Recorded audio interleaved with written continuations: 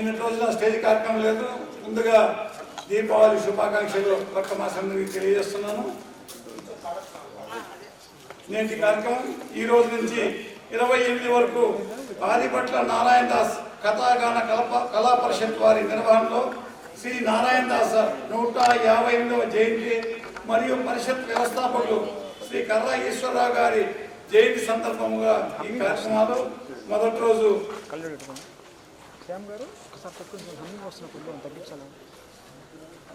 సంస్కరణ సభాధ్యక్షులు డాక్టర్ జీవి నరసింహ దీక్షిత్ గారు, అదేవిధంగా పాల్గొన్న వారు శ్రీ జి శివరామకృష్ణ ప్రసాద్ గారు, శ్రీ సింహాద్రి శాస్త్రి గారు. రెండో రోజు కూడా సంస్కరణ సభాధ్యక్షులు బ్రహ్మశ్రీ విశ్వనాథ గోపాలకృష్ణ శాస్త్రి గారు, పాల్గొన్న వారు డాక్టర్ శ్రీ లక్ష్మీ కుమార్ శర్మ గారు, డాక్టర్ కోగండి వెంకట శ్రీరంగనాయక్ గారు. 27వ తారీఖు ఆదిపట్ల నారాయణ దాస విరచిత భక్త మార్కండేయ హరికథ కథకుడు శ్రీ ధూళిపాల శివరామకృష్ణ భాగవతులు గారు. 28వ తారీఖు చివరి రోజు శ్రీ నారాయణ దాస గాన లహరి శ్రీ విద్వాన్ శ్రీ హెచ్ఎస్ కార్తికేయ శర్మ గారు, బెంగళూరు.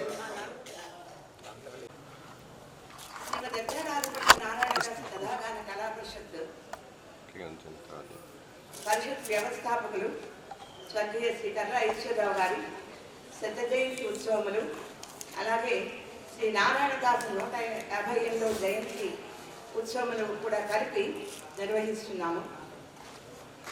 ముందు 2 రోజులు కర్రా ఈశ్వరరావు గారి సంస్మరణ సభ సందర్భంగా మొదటి రోజు డాక్టర్ జీవి నరసింహ దీక్షిత్ గారు, శ్రీ సిహెచ్ మస్తానయ్య గారు, శ్రీ జి శివరామకృష్ణ ప్రసాద్ గారు, శ్రీ సింహాద్రి శాస్త్రి గారు పాల్గొంటున్నారు. ఈనాటి సభ ప్రారంభించే ముందుగా మస్తానయ్య గారిని వచ్చేసి జ్యోతి ప్రజ్వలన చేయవలసిందిగా కోరుతున్నాం.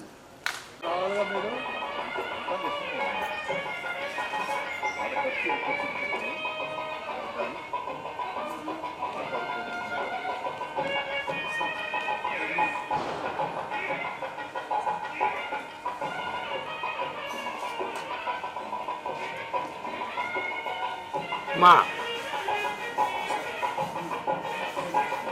రాజుగారు అటండి.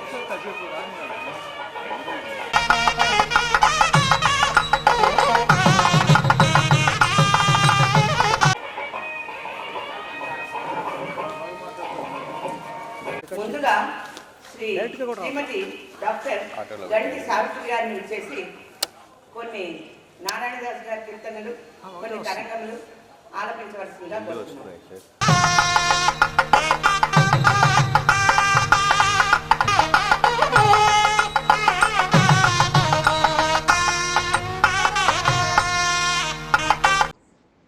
శ్రీ కర్రా ఈశ్వరరావు గారిగా ప్రసిద్ధి చెందిన శ్రీ కర్రా సూర్య వెంకట ముఖలింగేశ్వరరావు గారు ఒక గొప్ప వ్యక్తిత్వం. గుంటూరులో వీరి పేరు ఇప్పటికీ ప్రతివారు గుర్తుపెట్టుకుని ఉంటారు. ముఖ్యంగా తాను వృత్తిలో ఉన్నత శిఖరాన్ని అధిరోహించి గొప్ప ప్రఖ్యాతి పొందడమే కాకుండా సనాతన ధర్మానికి, వైదిక సాహిత్యానికి వారు చేసినటువంటి సేవ అనన్యమైనటువంటిది. ముఖ్యంగా కర్రా ఈశ్వరరావు గారు అనగానే చాలామందికి ఆదిభట్ల నారాయణ దాస్ గారు గుర్తొస్తారు. అదేవిధంగా ఆదిభట్ల నారాయణ దాస్ గారి పేరు చెప్తే కర్రా ఈశ్వరరావు గారికి గుర్తొస్తారు. అలా ఇరువురి పేర్లు ముడిపడిపోయాయి. ముఖ్యంగా ఆదిభట్ల నారాయణ దాస్ గారికి అంకితమై వారి యొక్క వ్యక్తిత్వాన్ని, సాహిత్యాన్ని ప్రచురించడం, వ్యాప్తి చేయడం, వివిధ కార్యక్రమాలు నిర్వహించడం, ఎందరినో చైతన్యవంతులు చేయడం, ఇది వారు చేసిన గొప్ప కృషి. ఇది ఆదిభట్ల నారాయణ దాస్ గారు వాంగ్మయానికి చేసిన సేవ మాత్రమే కాదు, సంస్కృతికి చేసిన సేవ, తెలుగు భాషకు చేసిన సేవ, ఒక సంప్రదాయానికి చేసిన సేవ. మొత్తం ఆదిభట్ల నారాయణ దాస్ గారి వాంగ్మయం అంతా మనకు లభ్యమవుతుందంటే అది శ్రీ కర్రా ఈశ్వరరావు గారి చలువే. ఆనాటి కాలంలో ఉన్నటువంటి పండితులు, మేధావులు, విశ్లేషకులు, విమర్శకులు వీరందరినీ ఏకత్ర సమన్వయపరిచి వారి ద్వారా విభిన్న కోణాల్లో నారాయణదాసు గారు వాంగ్మయంపై పరిశోధన వ్యాసాలు రాయించి గ్రంథాలు ప్రచురింపజేశారు. వారి వాంగ్మయాన్నంతటినీ వివిధ విభాగాలకు విభజించి ఒక క్రమబద్ధంగా ప్రచురించడం గొప్పతనం. కేవలం ప్రచురించడం మాత్రమే కాదు, వాటిని ఒక సైంటిఫిక్ ప్యాటర్న్లో, ఒక శాస్త్రీయమైన పద్ధతిలో ప్రచురించడం విశేషం. అంతేకాకుండా వాటిపై అనేక సదస్సులు నిర్వహింపజేశారు, ఎన్నో కార్యక్రమాలను కొనసాగించారు. వీటన్నిటికీ తోడు సేవ, సామాజిక సేవ చాలా విశేషంగా చేశారు. తాను ఎంత ఉన్నత స్థానానికి వెళ్ళినప్పటికి కూడా తమ సంస్కృతిని, సంప్రదాయాన్ని, పరంపరని విడిచిపెట్టకుండా సమాజానికి వారు చేసినటువంటి సేవ విశేషమైనటువంటిది. ఇటువంటి అద్భుతమైన సేవలతో, వ్యక్తిత్వంతో వారు చిరస్థాయి అయినటువంటి కీర్తిని ఆర్జించారు. వారి యశక్కాయం నేటికి ప్రకాశిస్తూ ఉంది, ఎప్పటికీ భాసిస్తూనే ఉంటుంది. అటువంటి మహాత్ముని దివ్య స్మృతిలో ఈ మాటలు సమర్పించుకుని నేను కూడా చాలా సంతోషిస్తున్నాను. ఈ అవకాశానికి కృతజ్ఞతలు సమర్పిస్తున్నాను. శ్రీ కర్రా ఈశ్వరరావు గారి స్ఫూర్తితో వారి యొక్క సంతానం కూడా ఎన్నో మంచి పనులు చేస్తున్నారు. నేటి తరానికి ఇలాంటి గొప్ప వ్యక్తిత్వాలు, వారు సాధించినటువంటి విజయాలు, వారి త్యాగనిరతి ఇవన్నీ తెలియాలి, ఆదర్శం కావాలి. తాము ఏ రంగంలో ఉన్నతంగా ఉన్నప్పటికీ కూడా పూర్వతరాలని మరువరాదు, సంప్రదాయాన్ని, ధర్మాన్ని నిలబెట్టుకోవాలి అనేది ఇలాంటి పెద్దల జీవితాల స్ఫూర్తి. ఈనాడు ఈ ఉత్సవం చేసినప్పుడు అలాంటి స్ఫూర్తిని తర్వాత తరాలకు అందించడమే ఉత్సవాల కర్తవ్యం అవుతుంది. ఆ కర్తవ్య నిర్వహణలో ఈ సంస్థ తప్పకుండా విజయవంతం అవుతుందని భావిస్తూ శ్రీ కర్రా ఈశ్వరరావు గారి దివ్య స్మృతికి శ్రద్ధాంజలి ఘటిస్తూ స్వస్తి. ఈనాటి ఈ కార్యక్రమంలో పాల్గొనే అదృష్టం నాకు కలిగినందుకు నేను చాలా సంతోషిస్తున్నాను.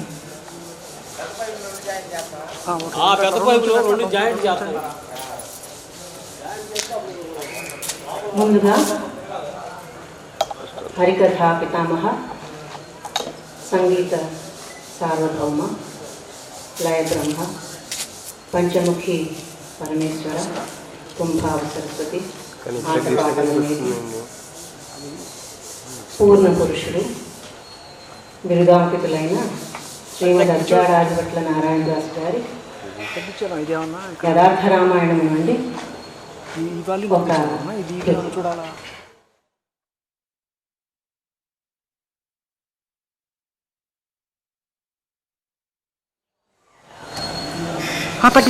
తగ్గించండి. తగ్గించండి,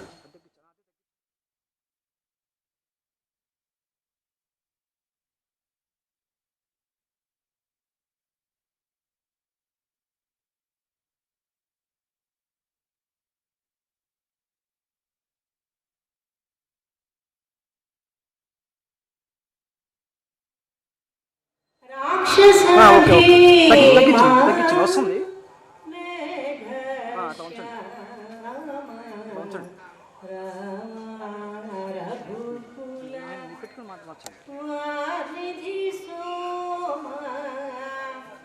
రాక్షస భీమా మేఘ శ్యామ రఘుకుల వానిధి సోమ రాక్షస భీమా మేఘ శ్యామ రామ రఘుకుల వానిధి సోమ రాక్షస భీమా మేఘ శ్యామ రామ రఘుకుల వానిధి సోమ. వస్తుంది, ఇప్పుడు వస్తుందండి. అంతే ఉంచండి, అట్లా ఉంచండి సార్. తామస విలోమ తేజోధామ తామస విలోమ తేజోధామ తారక రామ దైవల రామ తారక రామ దైవల రామ తారక రామ దైవల రామ తారక రామ దైవల రామ రఘుకుల వానిధి సోమ రాక్షస భీమా మేఘశ్యామ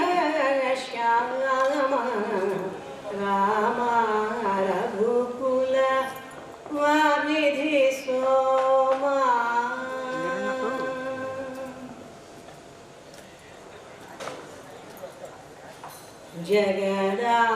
జగదాధారా ధర్మావతారా జగదాధారా ధర్మావతారా సత్య విహారా శ్రితమందాందం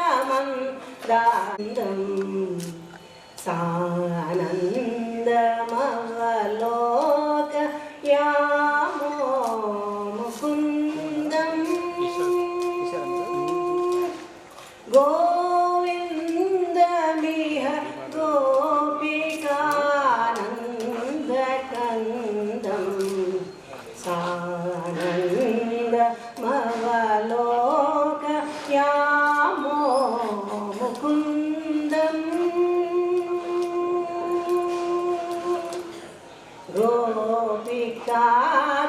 గోపికాగణనయన కుముద పూర్ణేందుం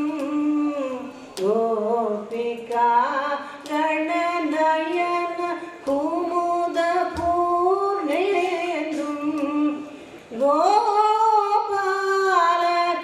గోపాలకులతిలకం అఖిల జనబంధుం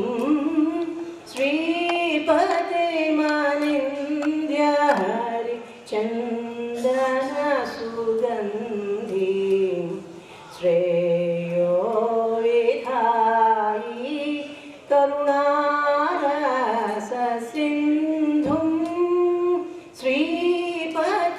శ్రీపతిమనిత్య హరి చందన సుగంధి శ్రీపతియనింద్య హరి చందన సుగంధి శ్రేయో విధాయి కరుణారస సింధుం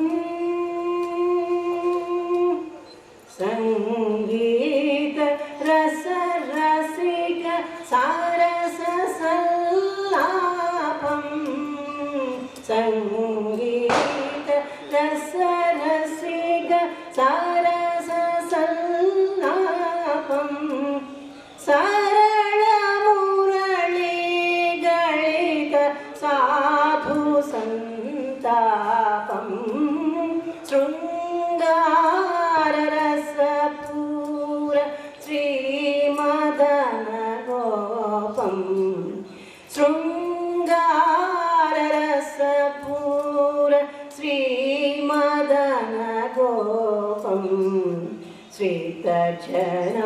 శ్రీతజనానందం అఖిలానంద రూపం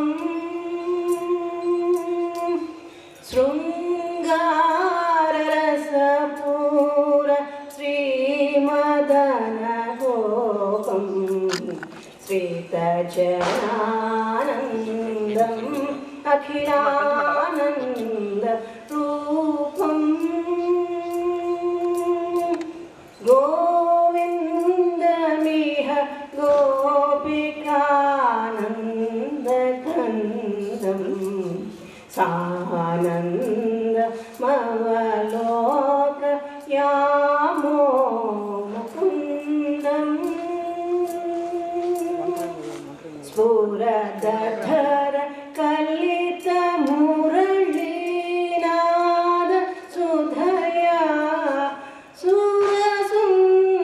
సురసుందరీగళ కర్షయతి కృపయా గురు కరుణయా రచితమే తదతి లలితం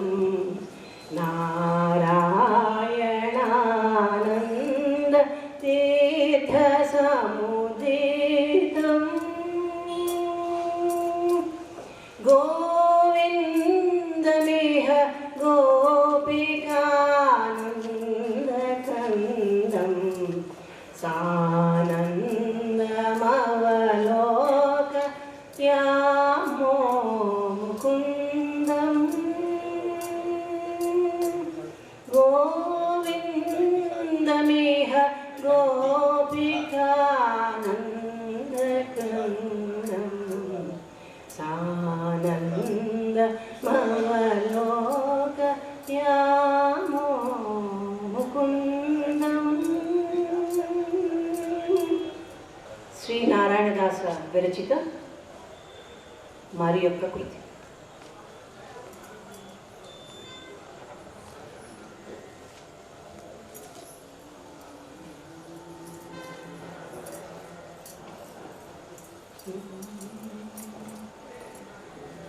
సీతా కళ్యాణ విశేష వినోదము చెవుల విందుగా వినిపించద నాలింపవలయు.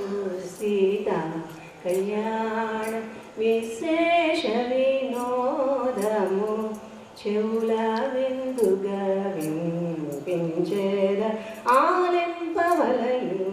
సీతా కళ్యాణ విశేష వినోదము చెవుల విందుగా వినిపించద ఆలింపవలయు. ఖ్యాతి మీర మంచి కావ్యము రచించి, ఖ్యాతి మీర మంచి కావ్యము రచించి, కవితరించి లోకము తరింపించు, కవితరించి లోకము తరింపించు. ఖ్యాతి మీర మంచి కావ్యము రచించి, కవితరించి లోకము తరింపించు. సీతా కళ్యాణ విశేష వినోదము చెవుల విందుగా వినిపించెద ఆలింపవలయు. నవయౌవనమున రామలక్ష్మణుడు, నవయౌవనమున రామలక్ష్మణుడు అన్యోన్య ప్రేమతోడెందరగు చుండు. నవయౌవనమున రామలక్ష్మణుడు అన్యోన్య ప్రేమతోడి గరగు చుంద్రు. కనగ వారల సోయగము బల్ల ముందెల్వి, కనగ వారల సోయగము బల ముందెల్వి, గణు తింపగ సఖ్యం వాసేషునకైనా. కనగ వారల సోయగము బల ముందెల్వి, గణు తింపగ సఖ్యం వాసేషునకైనా. సీతా కళ్యాణ విశేష వినోదము చెవుల విందుగా వినిపించెద ఆలింపవలయు. సీతా కళ్యాణ. నారాయణ తీర్థుల వారి తరంగం.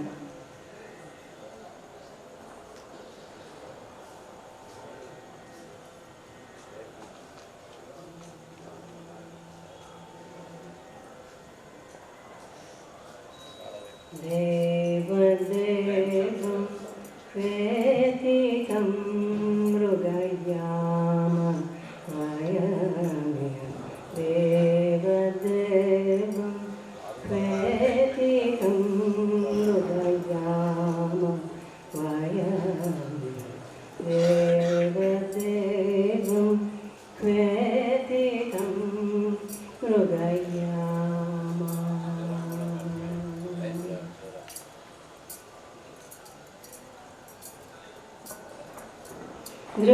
దృశ్యవాస్తు శుద్రోక్తయా సతతం సతి ప్రతిభాతి.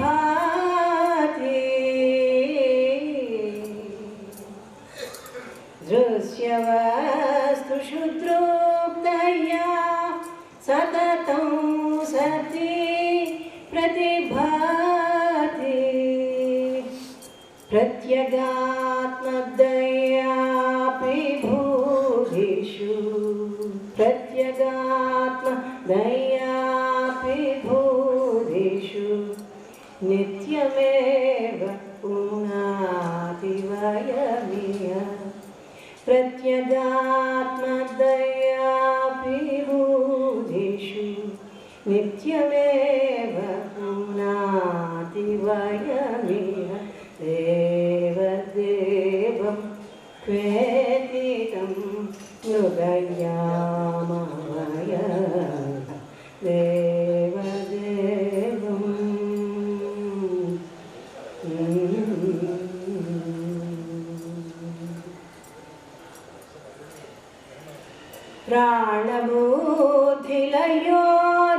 प्राणबोधिलयोदयादपि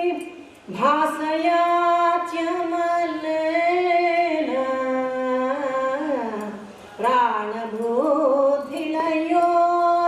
प्राणबोधिलयोदयादपि भासयात्यमलेन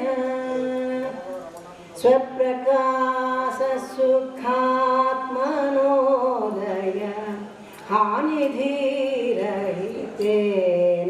वयमिह स्वप्रकाशसुखात्मनोदय हानिधीरहितेन वयमिह देवदेवं क्वेदितं मृगयाम वय देवदेवं क्वेदितं मृगयाम चिन्त्यते यदचिन्त्यरूप तयैव योगि वरेण चिन्त्यते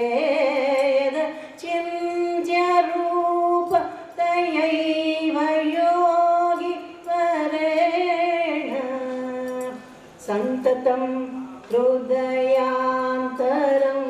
सखी सन्ततं हृदयान्तरं सखी भाति धीरवरेण वयमिह सन्ततं हृदयान्तरं सखी भाति धीरवरेण वयमिह देवदेवं क्वेदितं मृगयाम देवदेवं क्वेदितं मृगयाम वेदभागविचार जातमति प्रिय प्रणयेन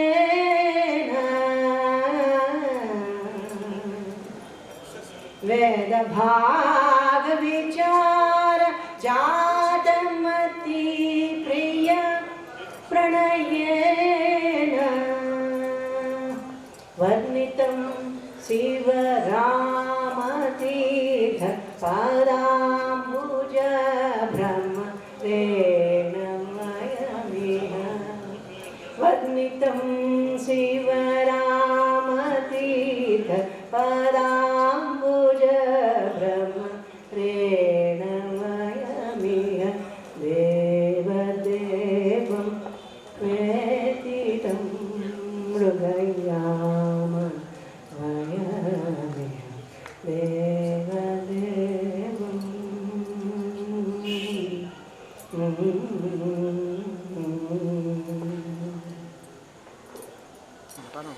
ఆదిభట్ల నారాయణదాస్ గారి యథార్థ రామాయణం నుండి ఒక కృతి.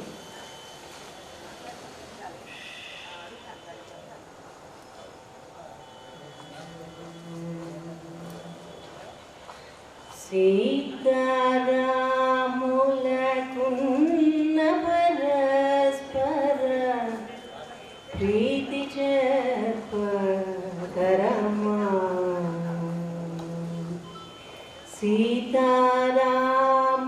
సీతారాములకున్న పరస్పర ప్రీతి తరమా సుందైన సీతారాముల ఉన్న పరస్పర ప్రీతి పరమా సుందైన సీతారాముల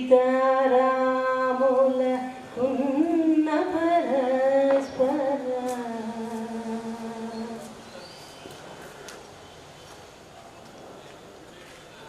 భూతలమున అటువంటి సొగసైన భూతలమున అటువంటి సొగసైన భూతలమున అటువంటి సొగసైన భూతలమున అటువంటి సొగసైన భూతలమున అటువంటి సొగసైన భూతలమున అటువంటి సొగసైన పుణ్యదంపతులు మరిక పుట్టరు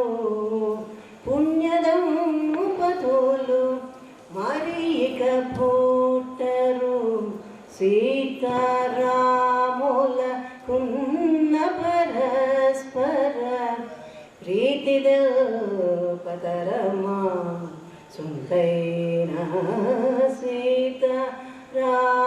సీతారాములకున్న పరస్పర ప్రీతి పతరమా సీతకు రాముడు రామునకు మరి సీతకు రాముడు రామునకు మరి సీత దప్ప అగపడదే సీతకు రాముడు రామునకు మరి సీత దప్ప అగపడదే నాదరమా భువనంబులగన్న నాదరమా భువనంబులగన్న నాదరమా భువనంబులగన్న నాదరమా భువనంబులగన్న నాదరమా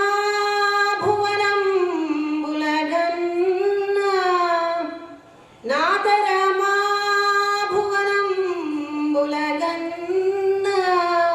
అనాది దంపతుల చెలువమున్ పొగడ నాతరమా భువనంబులగన్న అనాది దంపతుల చెలువమున్ పొగడ సీతారాముల ఉన్న పరస్పర ప్రీతి పరమా సుందైన సీతారాముల కున్న పరస్పర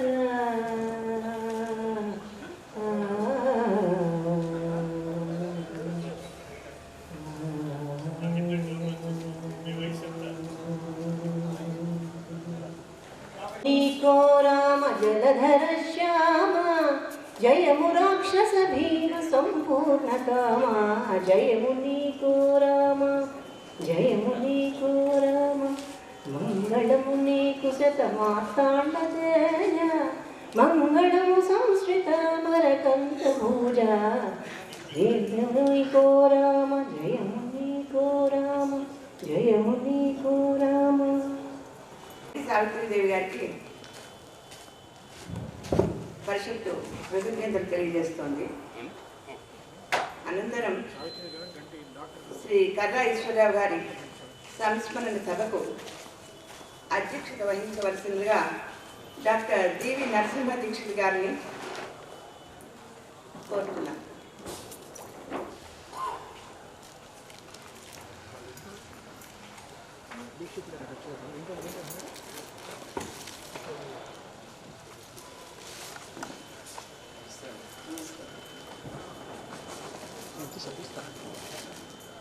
సభా కార్యక్రమంలో పాల్గొనే శ్రీ సిహెచ్ మస్తానయ్య గారిని, శ్రీ జి శివరామకృష్ణ ప్రసాద్ గారిని, శ్రీ సింహాద్రి శాస్త్రి గారిని, శ్రీ దత్తప్రసాద్ గారిని సాధారణంగా పరిషత్ ఆహ్వానిస్తారు.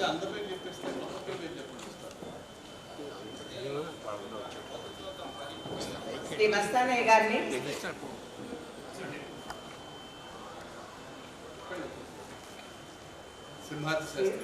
సింహాద్రి శాస్త్రి గారిని, శ్రీ దత్తప్రసాద్ గారిని,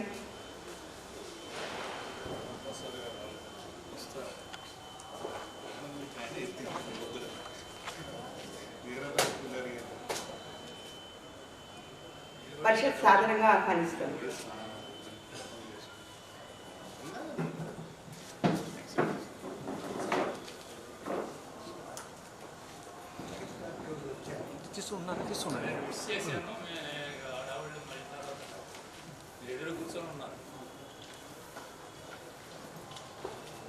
సభా కార్యక్రమాన్ని నిర్వహించవలసిందిగా దీక్షితులు గారిని కోరుతున్నాను.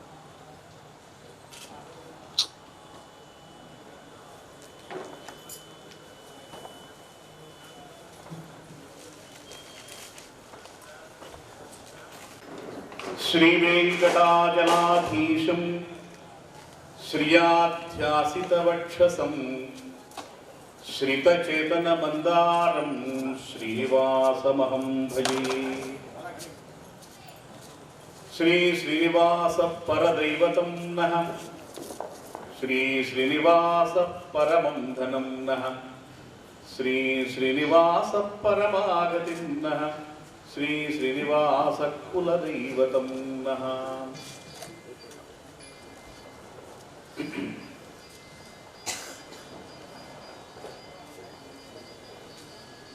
ఇవాళ ఒక విశిష్టమైనటువంటి సమావేశం.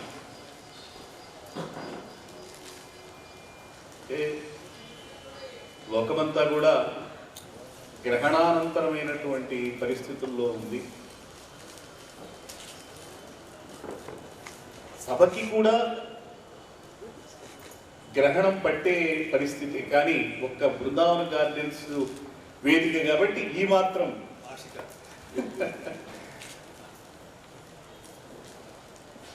రసజ్ఞులైనటువంటి ఆత్మీయ సాహితీ జిజ్ఞాసువులకు సాదర స్వాగతం, నమస్సుమాంజలి. ఈనాటి కార్యక్రమంలో వేదికను అలంకరించిన పెద్దలు శ్రీ సిహెచ్ మస్తానయ్య గారికి, అలాగే హిందీ, ఆంగ్ల సాహిత్య భాషా కోవిదులు, కవి, పంచదశి వంటి కఠోర గ్రంథాలను కూడా తెలుగులో చక్కగా భాష్యం రచించి తెలుగు పాఠకులకు అందించినటువంటి ఒక గొప్ప వ్యాఖ్యాత. ఈ దేవస్థానంతో మంచి అనుబంధం ఉన్నటువంటి వారు శ్రీ పరమాత్ముని శ్రీ దత్తప్రసాద్ గారు, అలాగే వేద పరిషత్ పట్టాభిపురం దానికి కార్యదర్శిగా ఉంటూ వేదమాత చరణార విందాలను నిరంతరం సేవించేటువంటి సింహాద్రి శాస్త్రి గారు, ఇప్పుడే విచ్చేసినటువంటి ఆత్మీయులు,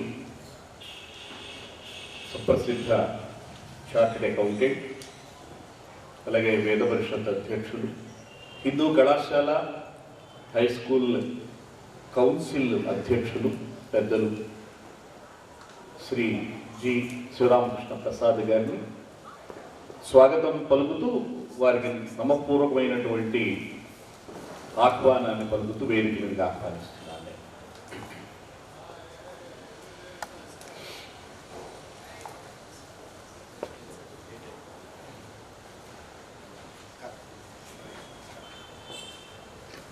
ఇవాళ ఒక విశిష్టమైనటువంటి సమావేశం అని నేను మొదట్లో ఎందుకన్నానంటే, ఒక స్రష్టకి అంటే ఒక సర్జనాత్మకమైనటువంటి, అంటే సృజనాత్మక అంటూ ఉంటారు లోకల్లో, సర్జనాత్మకమైనటువంటి క్రియేటివ్ టాలెంట్ ఉన్న ఒక మహనీయుడికి ఉత్సవం చేస్తాం. అది ఏ రంగంలో, కళారంగంలో ఉండని ఎక్కడైనా ఉండనివ్వండి. ఒక సాహిత్యం, ఒక సంగీతం, ఒక నృత్యం, ఒక శిల్పకళ ఏదైనా. కానీ అటువంటి కళకి విశ్లేషణ ఇచ్చి దానిని ప్రపంచానికి పరిచయం చేసి భుజాన వేసుకుని ప్రచారం చేసేటువంటి ఒక సహృదయుడికి కూడా గుర్తింపు కావాలి. ఎందుకని అంటే ఆ కళా స్వరూపం పరిపూర్ణమయ్యేది వీళ్ళిద్దరి వల్లనే. ఈ రోజున అటువంటి ఒక స్రష్టకు ఒక ద్రష్టకు కలిపి ఒక ఉత్సవం జరుగుతోంది. ఈరోజు ఇవాళ ప్రారంభమవుతోంది. అదే హరికథా పితామహులు శ్రీమద్ అజ్జాడ ఆదిభట్ల నారాయణదాసు గారి 158వ జయంత్యుత్సవం. ఆదిభట్ల నారాయణదాసు గారి సాహిత్యాన్ని అద్భుతమైన రీతిలో ప్రచురించటమే కాదు, ఆ హరికథల్ని ప్రచారం చేయటంలోనూ, దానికి ఒక సంస్థను ఏర్పాటు చేసి వాడవాడలా నారాయణదాసు గారి యొక్క సాహిత్య మాధుర్యాలను సహృదయులు గ్రోలటానికి కావలసినటువంటి వేదికల్ని ఏర్పాటు చేయడంలో వారు అవిశ్రాంతంగా కృషి చేశారు. వారే మహనీయులు, ప్రాతస్మరణీయులు శ్రీ కర్రా ఈశ్వరరావు గారు. వీరిద్దరికీ ఈ రోజున ఈ వేదిక మీద జరుగుతుంది, అన్నమయ్య వేదిక మీద. ఆ సందర్భంగా దీనికి సంబంధించిన ఈ ఉత్సవాన్ని నడుపుతున్నటువంటి శ్రీమద్ అజ్జాడ ఆదిభట్ట నారాయణదాస కథా గాన కళా పరిషత్ సభ్యులందరినీ కూడా సభాముఖంగా నేను అభినందిస్తూ ఉన్నాను. మన కరతాళధ్వనుల మధ్య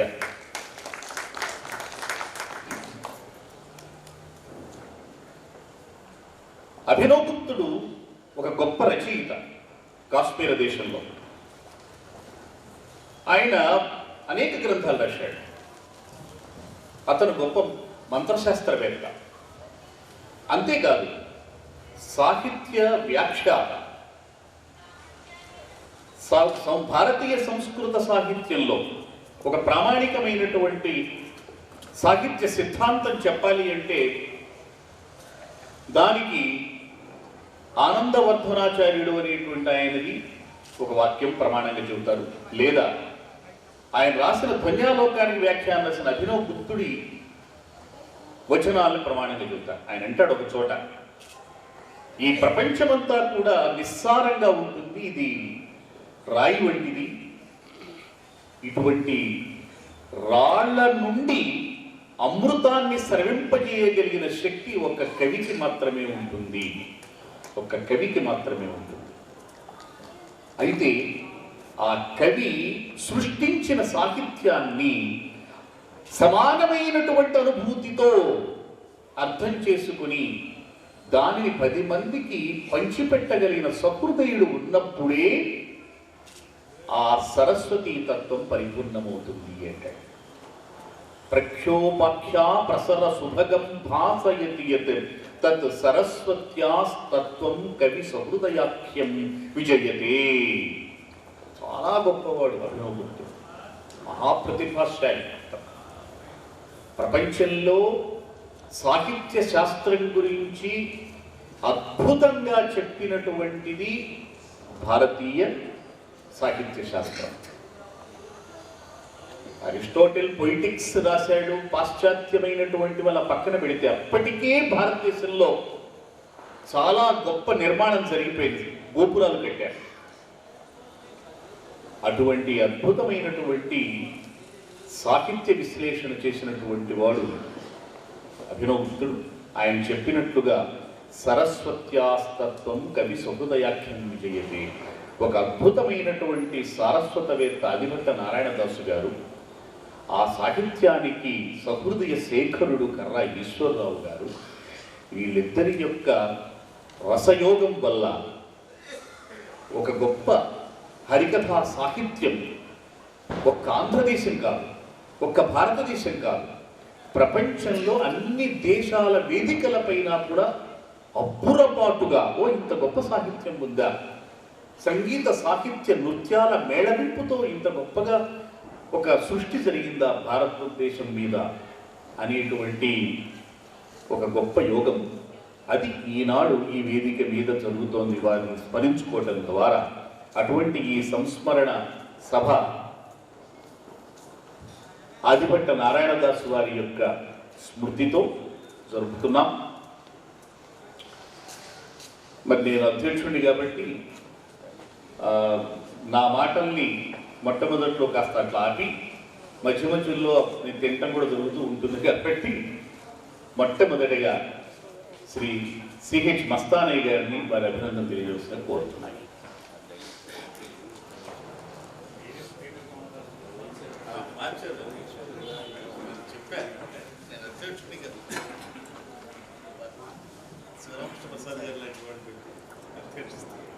ఓం నమో వెంకటేశాయ.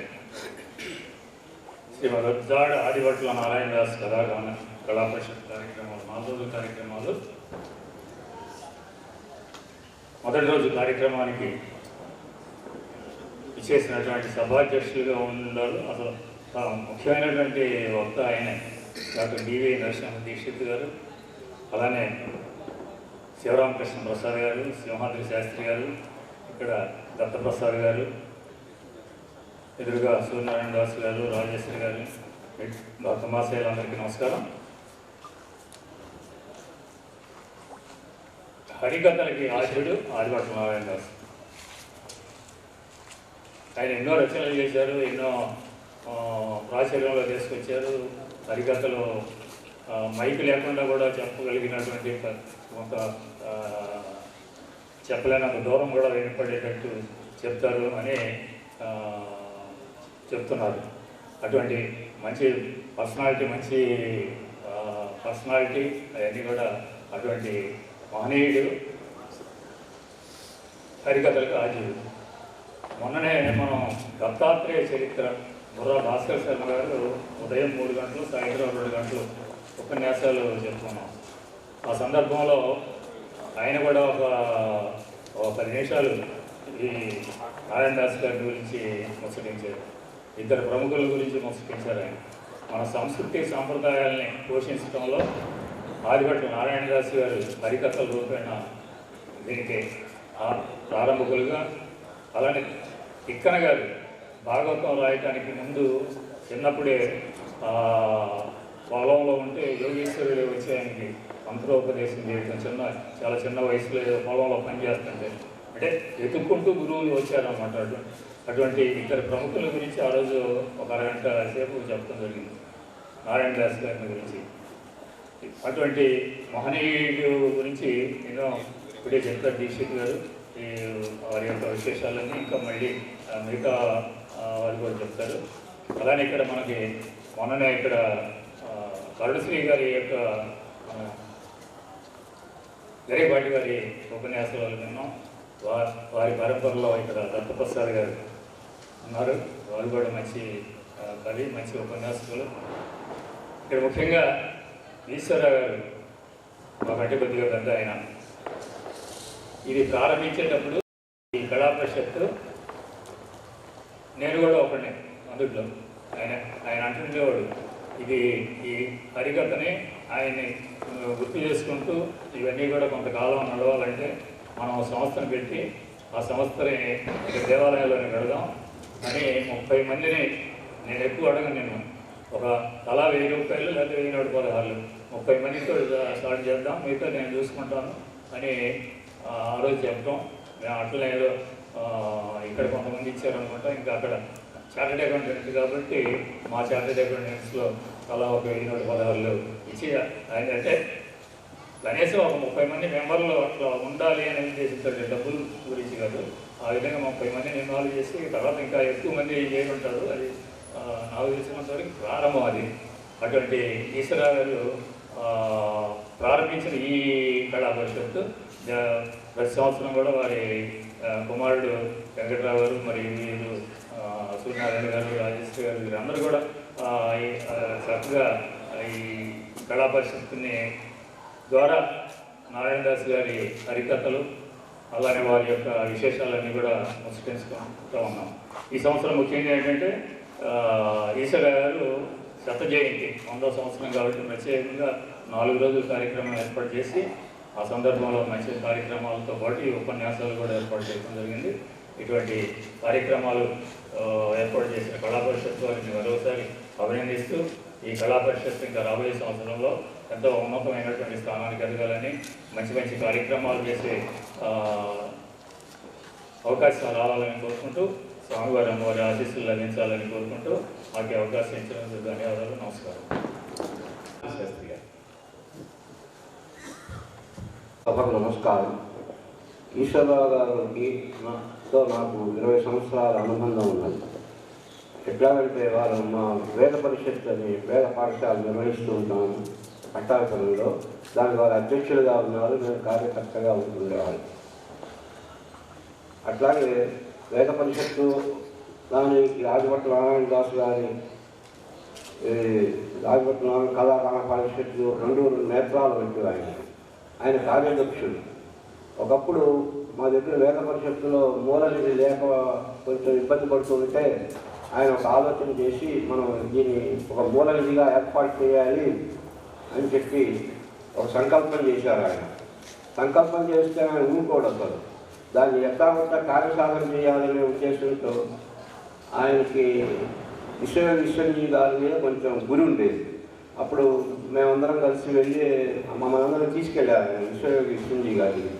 తీసుకెళ్తే వాళ్ళ మంత్రాక్షిత్తులు అవి ఇచ్చి ఇవన్నీ జాగ్రత్తగా పెట్టుకోండి నాన్న, మీరు అనుకున్నది అవుతుందని ఆయన ఆశీర్వదించారు. తదనుగుణంగానే ఆయన ఈశ్వరరావు గారు మామూలుగా ఆయన 4ంటికి అంతమంది నిద్ర లేచేవారు. లేచి ఇంకా అప్పటి నుంచి ఉత్తరం రాయటం మొదలుపెట్టేవారు.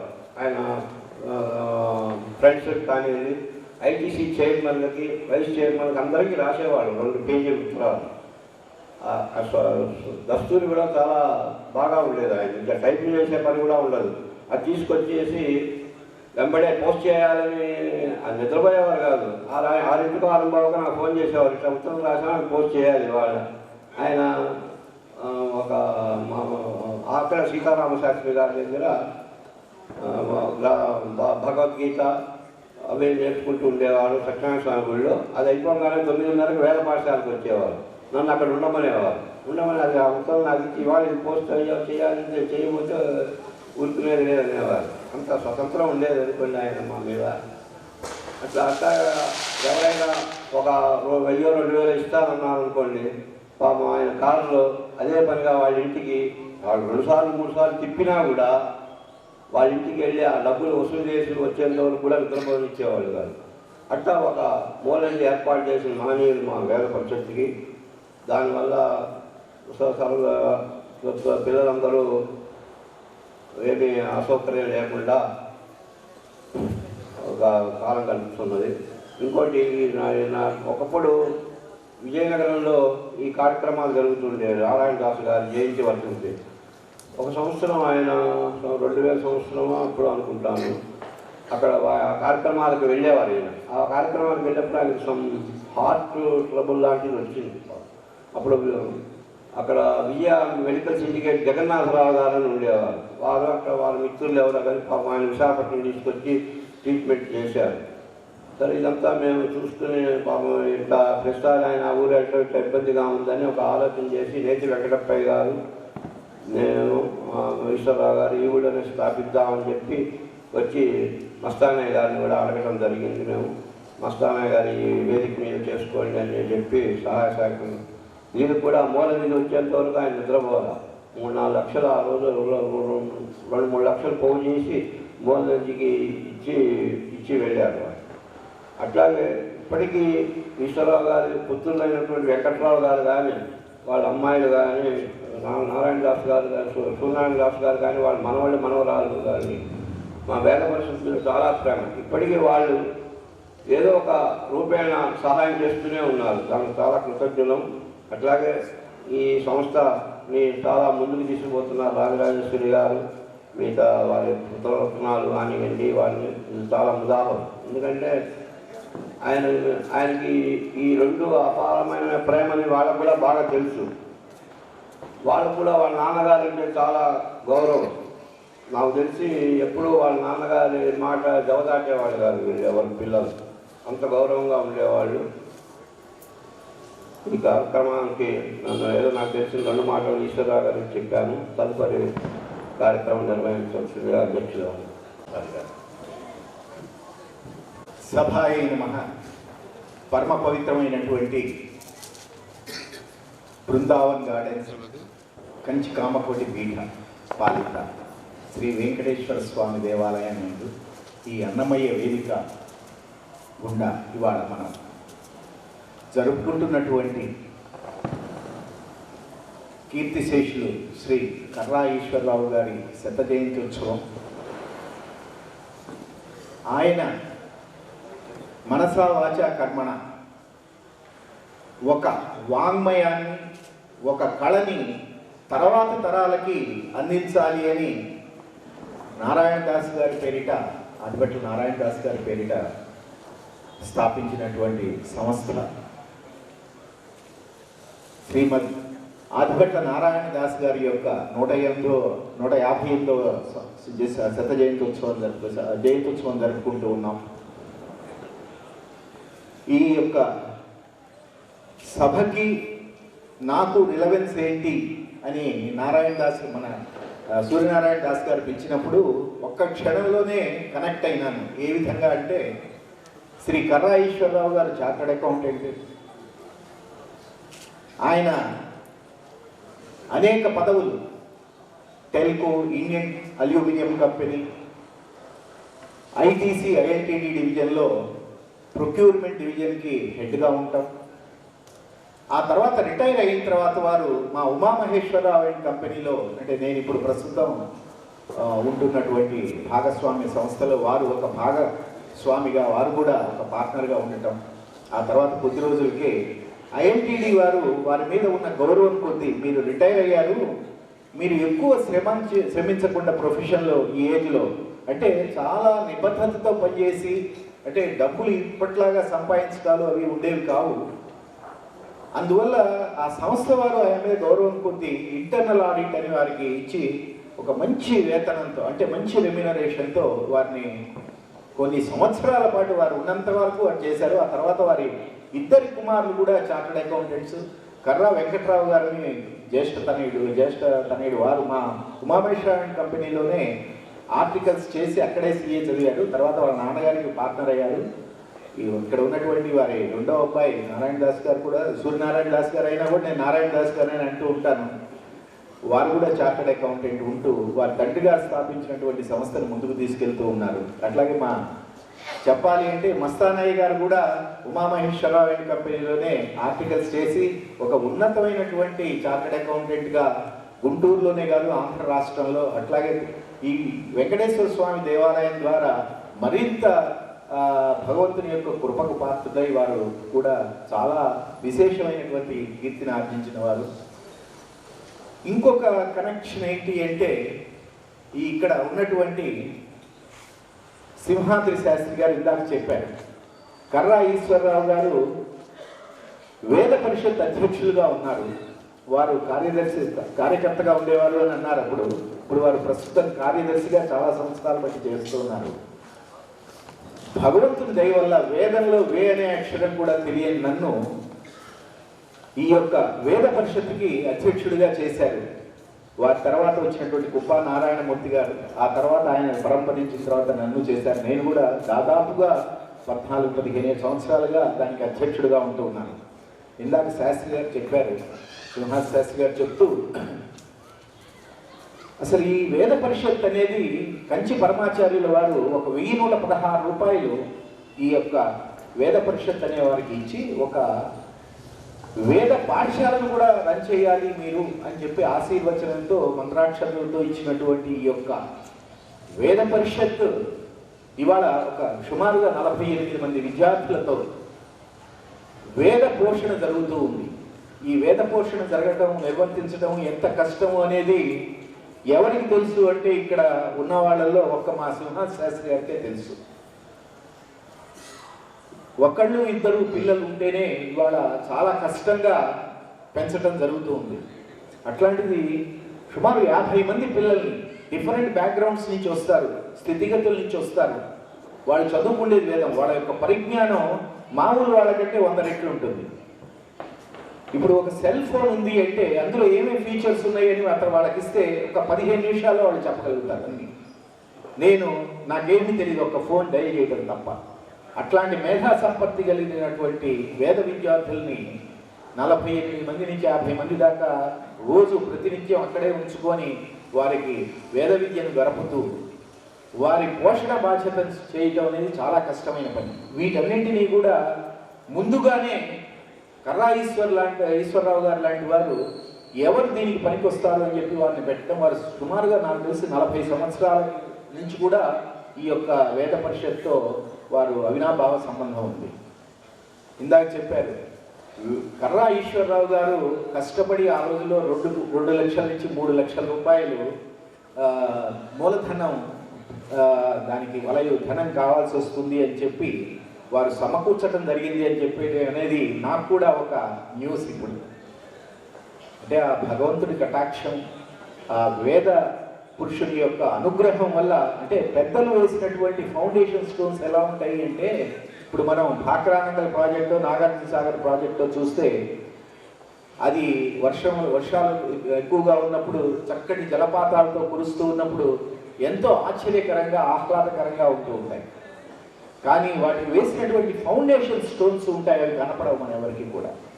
అలాంటి ఫౌండేషన్ స్టోన్స్ అంటే వాటి యొక్క జన్మాన్ని ఇచ్చినటువంటి మహనీయుల్లో కర్రా ఈశ్వరరావు గారు కూడా చిరస్మరణీయులుగా ఈ వేద పరిషత్ చరిత్రలో ఉంటారు అని భావిస్తూ ఉన్నాను. ఇంకా చెప్పాలి అని అంటే మనం ఆదిభట్ల నారాయణ దాస్ గారి గురించి, వారి యొక్క కవితలు, వారి యొక్క హరికథా గానం చాతుర్యం అనేది ఈనాటి ప్రజలకి కొంతవరకైనా తెలిసింది అని అంటే, ఆ యొక్క సాహిత్యాన్ని కాపాడినటువంటి, అంటే దాన్ని తర్వాత తరాల వారికి అందించాలి అంటే ఏం చేయాలి అనేటువంటి రూపకల్పన చేసినటువంటి ఈశ్వరరావు గారిని యొక్క కృషి అనుసరణీయం. అలాంటి మహానుభావులు ఇందాక చెప్తూ దీక్షితులు గారు ఒక మాట అన్నారు, ఆ సరస్వతీదేవి యొక్క కటాక్షం ఉంటే ఒక కవి యొక్క హృదయం రాతి బండల్ని కూడా కరిగిస్తుంది అని వారు చెప్తూ ఉంటే నాకు ఒక విషయం గుర్తొచ్చింది. ఆదిభట్ల నారాయణ దాస్ గారు ఉన్న కాలంలో కరువు కాటకాలు వచ్చి ఒక పర్టికులర్ ప్రదేశంలో ప్రజలందరూ కూడా విలవిల్లాడిపోతూ ఉన్నప్పుడు ఆ యొక్క సంస్థానానికి సంబంధించినటువంటి రాజు ఆదిభట్ల నారాయణ దాస్ గారి యొక్క కీర్తి ప్రతిష్టలు తెలుసుకొని వారిని ఒకరోజు వచ్చి హరికథా గానం చేయమని చెప్పారట.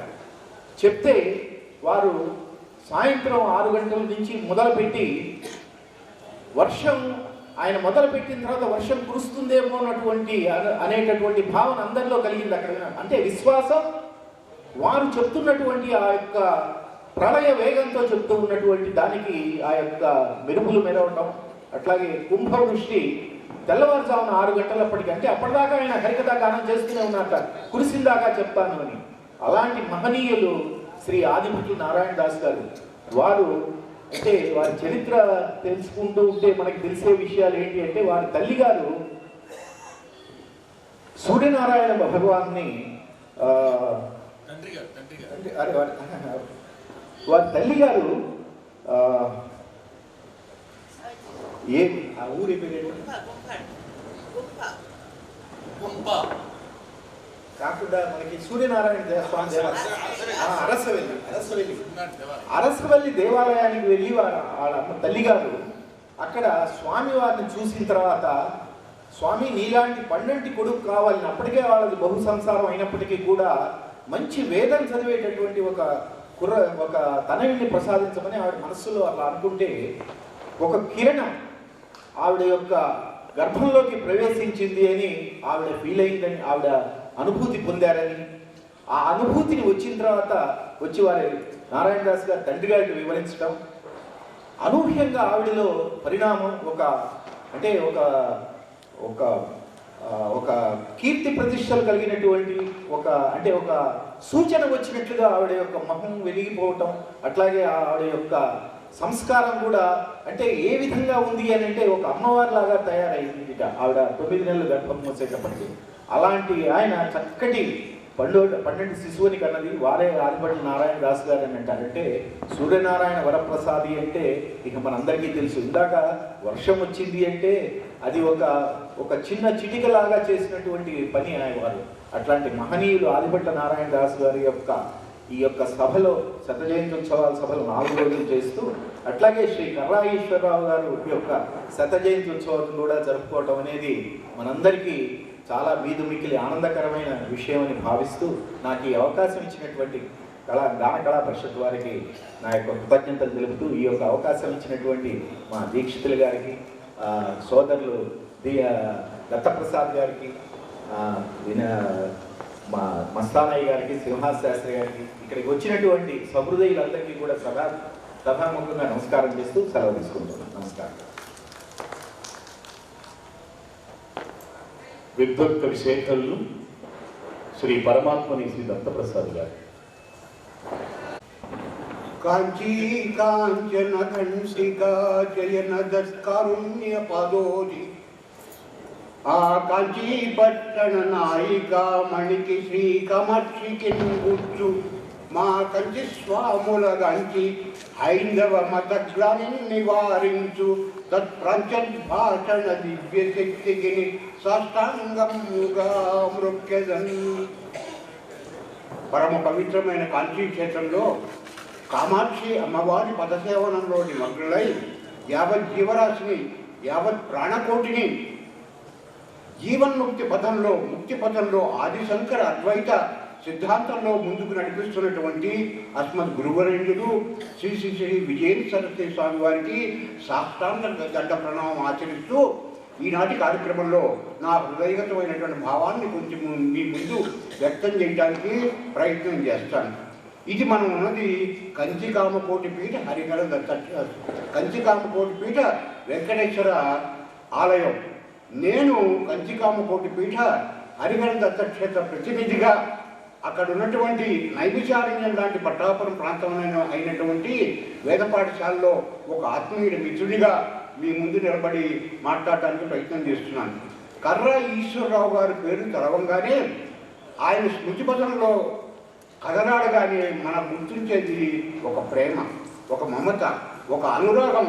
ఆయన ప్రేమ వలయంలోకి చొచ్చుకుపోయినటువంటి వ్యక్తి ఎవరు తిరిగి మళ్ళీ బయటికి రాలేడు. అంతగా ఆయన అభిమానించేవాడు, అంతగా ఆయన ప్రేమించేవాడు, అంతగా ఆయన మమతానురాగాల్ని వర్షించేవాడు. ఆయనతో ఆ పట్టాపురం అనేది నిజంగా ఒక నైమిషారణ్యం, ఒక ఉప్పానారాయణమూర్తి గారు, ఒక దశీరామారావు గారు, ఒక మాధవపల్లి రాధాకృష్ణమూర్తి గారు, ఒక మహనీయులైనటువంటి మా మూర్తులు ఆ కేంద్రంలో ఉండి నాబోటి యువకుల్ని కొంతమందిని వేద పరిషత్తులో, కొంతమందిని సత్యనారాయణ స్వామి గుడిలో, కొంతమంది కామకోటి పీఠానికి శిష్యులుగా అందించి, అనుచర వర్గంగా అందించి అక్కడ ఉన్నటువంటి క్షేత్రాన్ని మహత్తరమైనటువంటి ప్రదేశంగా మలచినటువంటి వ్యక్తుల్లో శ్రీ కర్రా ఈశ్వరరావు గారు ఒకరు. శ్రీ కర్రా ఈశ్వరరావు గారి గురించి చెప్పాలంటే మరి ఆయన కుమారులు, అల్లుళ్ళు, కూతుళ్ళు ఇక్కడే ఉన్నారు. వారు ఆయన అంతరంగాన్ని ఎంత స్పృశించారో నాకు తెలియదు, కానీ నేను మాత్రం పరిపూర్ణంగా స్పృశించాను. ఆయన ఎంతటి వాడంటే ఒక పసిపిల్లవాడి మనస్తత్వం లాంటి మనస్తత్వం కలిగినటువంటి ఒక మహనీయుడైనటువంటి వ్యక్తి కర్రా ఈశ్వరరావు గారు. ఇవాళ మన హరిహర దత్త క్షేత్రంలో అభిషేకాలు ఉన్నాయండి. అభిషేకాలు కాగానే భోజనాలు కూడా ఉన్నాయండి అంటే భోజనాల్లో కూరలోకి జీడిపప్పు వేయించావా అని అడిగేవాడు. ఒక పసిపిల్లవాడి మనస్తత్వం అన్నమాట.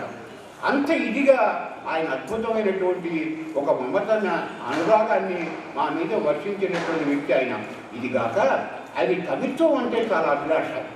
ఆ చందోబద్ధమైనటువంటి కవిత్వం అంటే ఎంత అభిలాష అంటే నన్ను ప్రసాదరాయ కులపతి గారిని కారెక్కించుకొని విజయవాడ తీసుకుని బాబాయ్ హోటల్లో టిఫిన్ చేసి వద్దాం రండి అనేవాడు. బాబాయ్ హోటల్లో టిఫిన్ కోసం కాదు, పెద్దవాడు వెళ్ళటానికి 1 గంట, రావడానికి 1 గంట, ఒక 2 గంటలు. ఆ 2 గంటల మధ్యలో ప్రసాదరావు కులపతి గారిని, ఏమయ్యా ప్రసాదరావు ఆ పద్యం చెప్పు, ఈ పద్యం చెప్పు, అమ్మవారి మీద చెప్పు, అయ్యవారి మీద చెప్పు అని చెప్పి అడుగుతూ ఆ ఆసు కవిత విజృంభణంలో కులపతి గారి పద్యాలు చెబుతుంటే మధ్య మధ్య నన్ను కూడా కదిలించి నువ్వో పద్యం చెప్పవయ్యా, నువ్వో పద్యం చెప్పు అని చెప్పి మా ఇద్దరి చేత పద్యాలు చెప్పించుకుంటూ ఆ అనురాగాన్ని, ఆ కవిత ఆ వైభవాన్ని ఆస్వాదిస్తూ తన జీవితాన్ని ఆయన గడుపుకున్నటువంటి వ్యక్తి.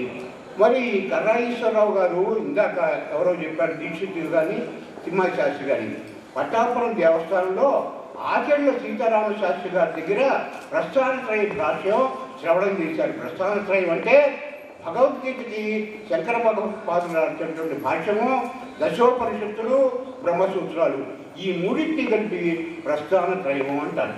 ఆ ప్రస్థానత్రయ భాష్యానికి కోకంటి సీతారామాచార్య గారు మార్పుల్లో పురాణం చెబుతున్నటువంటి కాలం విశేషమైనటువంటి జనం వచ్చి ఆయన మృతి చెందిన తర్వాత వేదిక ఖాళీగా ఉన్నప్పుడు మేము ఆచరణ సీతారామశాస్త్రి గారిని తెచ్చి అక్కడ పెట్టుకొని వారి దగ్గర ఉదయం పూట తెల్లవారుజామున 4 ఈ భాష్య ప్రవచనం ప్రారంభమయ్యి 9-9:30 దాకా సాగేది. కాలేజీ టైం అవుతుందంటే వెండుగాలి అని చెప్పి 9:30కి ఆయన పాఠం పూర్తి చేస్తే అప్పుడు మేమందరం బయటకు వచ్చాడు. ఆయన వేద పరిషత్కి వెళ్ళేవాడు, నేను కాలేజీకి వెళ్ళేవాడు. అక్కడ లలిత సహస్రనామావళి భాష్యం కూడా మేము విన్నాం. ఆ నామానికి ఈశ్వరరావు గారు మాకు చెప్పేవాడు బయటకు వచ్చి, మిథ్యా జగదధిష్టాన, అమ్మవారు మిథ్యా జగత్తుకు అధిష్టానం. ఏమంటే ఈ జగత్తేమిటి, మిథ్య ఏమిటి, ఇంతమంది జనం కనపడుతున్నారు, ఇన్ని భవనాలు కనపడుతున్నాయి, ఇన్ని కుర్చీలు కనపడుతున్నాయి, ఇంత శ్రోతలు కనపడుతున్నారు, దీన్ని విద్యా జగత్తు అని ఎట్లా కలుగుతామండి? ఒకవేళ విద్యా జగత్తు అయినప్పటికీ కూడా దీనికి అధిష్టానం అమ్మవారు ఏమిటండి? ఇది నాకు బాగా అర్థం కాలేదండి అంటే పాపం కర్రా ఈశ్వరరావు గారు నాకు ఇప్పటికీ నా శ్రవణంలో ఆయన స్వరం కదలాడుతూనే ఉన్నది. ఆయన చెప్పాడనమాట, మందాంధకారంలో అసక చీకట్లో తాడును చూసి ఒక అజ్ఞుడు పాము అనుకుంటాడు, సర్పం అనుకుంటాడు. కాబట్టి అక్కడ ఉన్నటువంటి సర్పంలో కోరలను చూస్తాడు, పాము పడగ చూస్తాడు, కలుస్తుందే వారు భయపడి పారిపోవడానికి ప్రయత్నం చేస్తాడు. కానీ అక్కడ సర్పం ఏది? అది మిథ్యా సర్పమే. ఆ మిథ్యా సర్పం అట్లా కనపడటానికి కారణమైంది ఏమిటంటే ఆ సత్యమైనటువంటి రజ్జువే. కాబట్టి మిథ్యా సర్పానికి ఈ సత్యమైనటువంటి రజ్జువు అధిష్టానం. అట్లాగే ఈ విద్యా జగత్తుకి మరి విద్యా జగత్తు కాక ఇంకేమవుతుందంటే, నేను బాల్యంలో ఉన్నటువంటిది నా ఆలోచన ఇంకా బాల్యంలో ఉన్నప్పటికీ ఎవరి స్థితి దాటిపోయింది, వృద్ధాప్యం దాటిపోయింది. ఇంకా 4 ఏళ్లలో 5 ఏళ్లలో 10 ఏళ్లలో ఆ చివరి దశకు ఇది స్వప్నంగా కలిగి ఏమిటి? ఆ స్వప్నం ఒక అరగంట అయితే, ఆ స్వప్నం ఒక 40 నిమిషాలైతే, ఆ స్వప్నం ఒక 5 నిమిషాలైతే, ఈ స్వప్నం 60 ఏళ్ళు, ఈ స్వప్నం 70 ఏళ్ళు, ఈ స్వప్నం 80 ఏళ్ళు, ఈ స్వప్నం 90 ఏళ్ళు, మహా అయితే 100 ఏళ్ళు. కానీ ఈ జగత్తు స్వప్నం అంటే మాత్రం మనం అంగీకరించాం.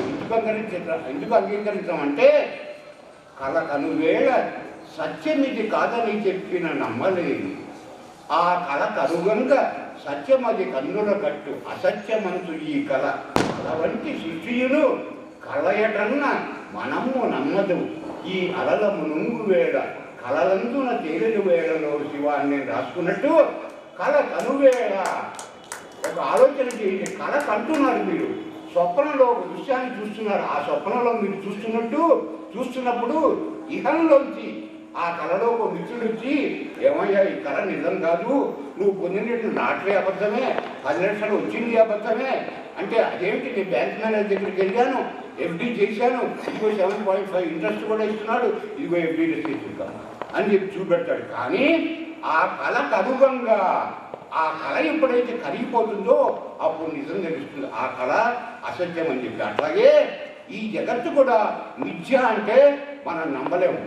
ఎప్పుడు తెలుస్తుందంటే ఇది మిథ్య కాదు అని ఎప్పుడు తెలుస్తుందంటే ఈ అజ్ఞానం ఆగిపోయి అవిద్య తొలగిపోయి ఆ స్థానంలో విద్య ప్రాప్తించినప్పుడు, ఆ విద్య కలిగినప్పుడు ఓహో ఈ జగత్తు మిథ్య అని మనకు అర్థమవుతుంది.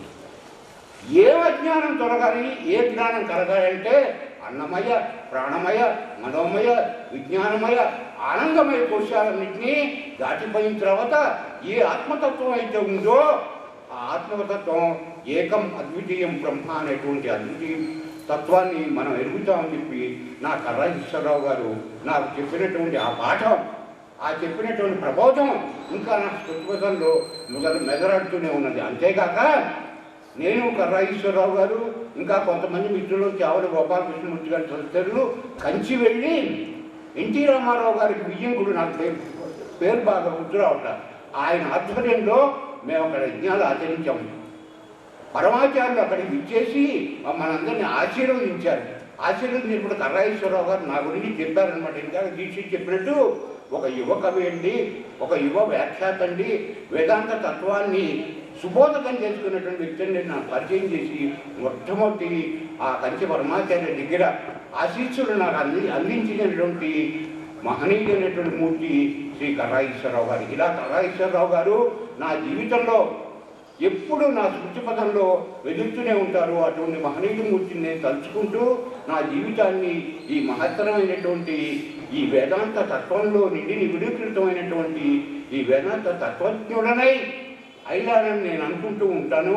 అలాగే కర్రా ఈశ్వరరావు గారి గురించి పేపర్లో పాంప్లెట్లో రాస్తూ స్వర్గీయ అన్నారు. నాకెందుకో కొంచెం చివుక్కుమంది. ఆయన స్వర్గీయుడు మాత్రం కాలేదు, స్వర్గానికి ఆయన పోలేదు. ఎందుకు పోలేదంటే ఆయన జీవన్ముక్తుడు. ఆయన మాది ఎదుటకుండా ఉన్నప్పుడు కూడా మేము తెలుసుకున్నాం ఆయన ముక్తిలో ఉన్నాడని చెప్పి.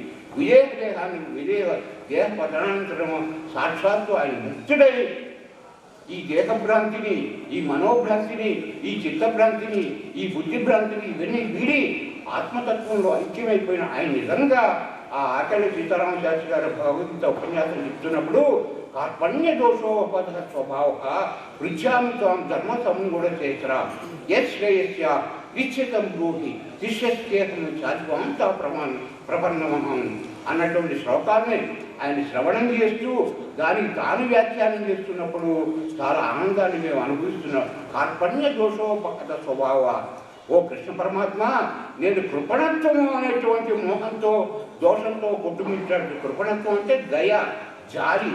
జయానికి దోషమేంటి? అవును, దోషమే. ఈ దేహం శాశ్వతమని, ఈ మనుషుడే శాశ్వతమని నమ్ముతూ అర్జునుడు ఈ భీష్మ ద్రోణాదుని నేను ఎట్లా చంపరు అనేటువంటి ఒక జాలితో నేను కొట్టుమిట్టాడుతున్నాను. ఈ మోహం నుంచి, ఈ భ్రాంతి నుంచి నన్ను బయటపడేయని చెప్పి ఆ కృష్ణ పరమాత్మను అడుగుతున్నటువంటి ఆ శ్లోకాలని కర్రా ఈశ్వరరావు గారితో పాటు శ్రవణం ఆయన చాలా పెద్దవాడు, నేను చాలా చిన్నవాడిని.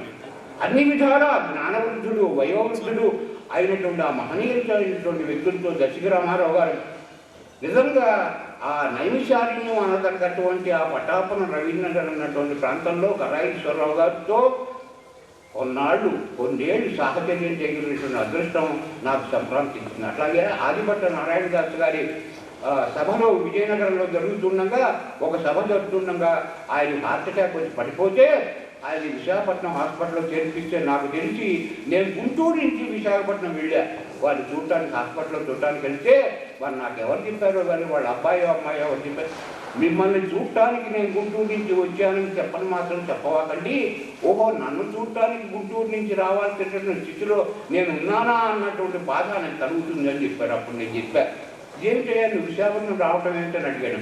అవునండి, నేను వాల్యుయేషన్కి వచ్చాను, వాల్యుయేషన్కి వస్తే మీరు ఇక్కడ ఉన్నారని తెలిసింది, మిమ్మల్ని చూడటానికి వచ్చానని చెప్పి నేను అప్పుడు ఆయనకి చెప్పి ఆయన ఓదార్చడానికి ప్రయత్నం చేశాను అన్నమాట. తర్వాత కర్రా ఈశ్వరరావు గారి దగ్గర 108 ఉపనిషత్తులు ఇంతలా గ్రంథం, చిన్న గ్రంథం ఉండేది.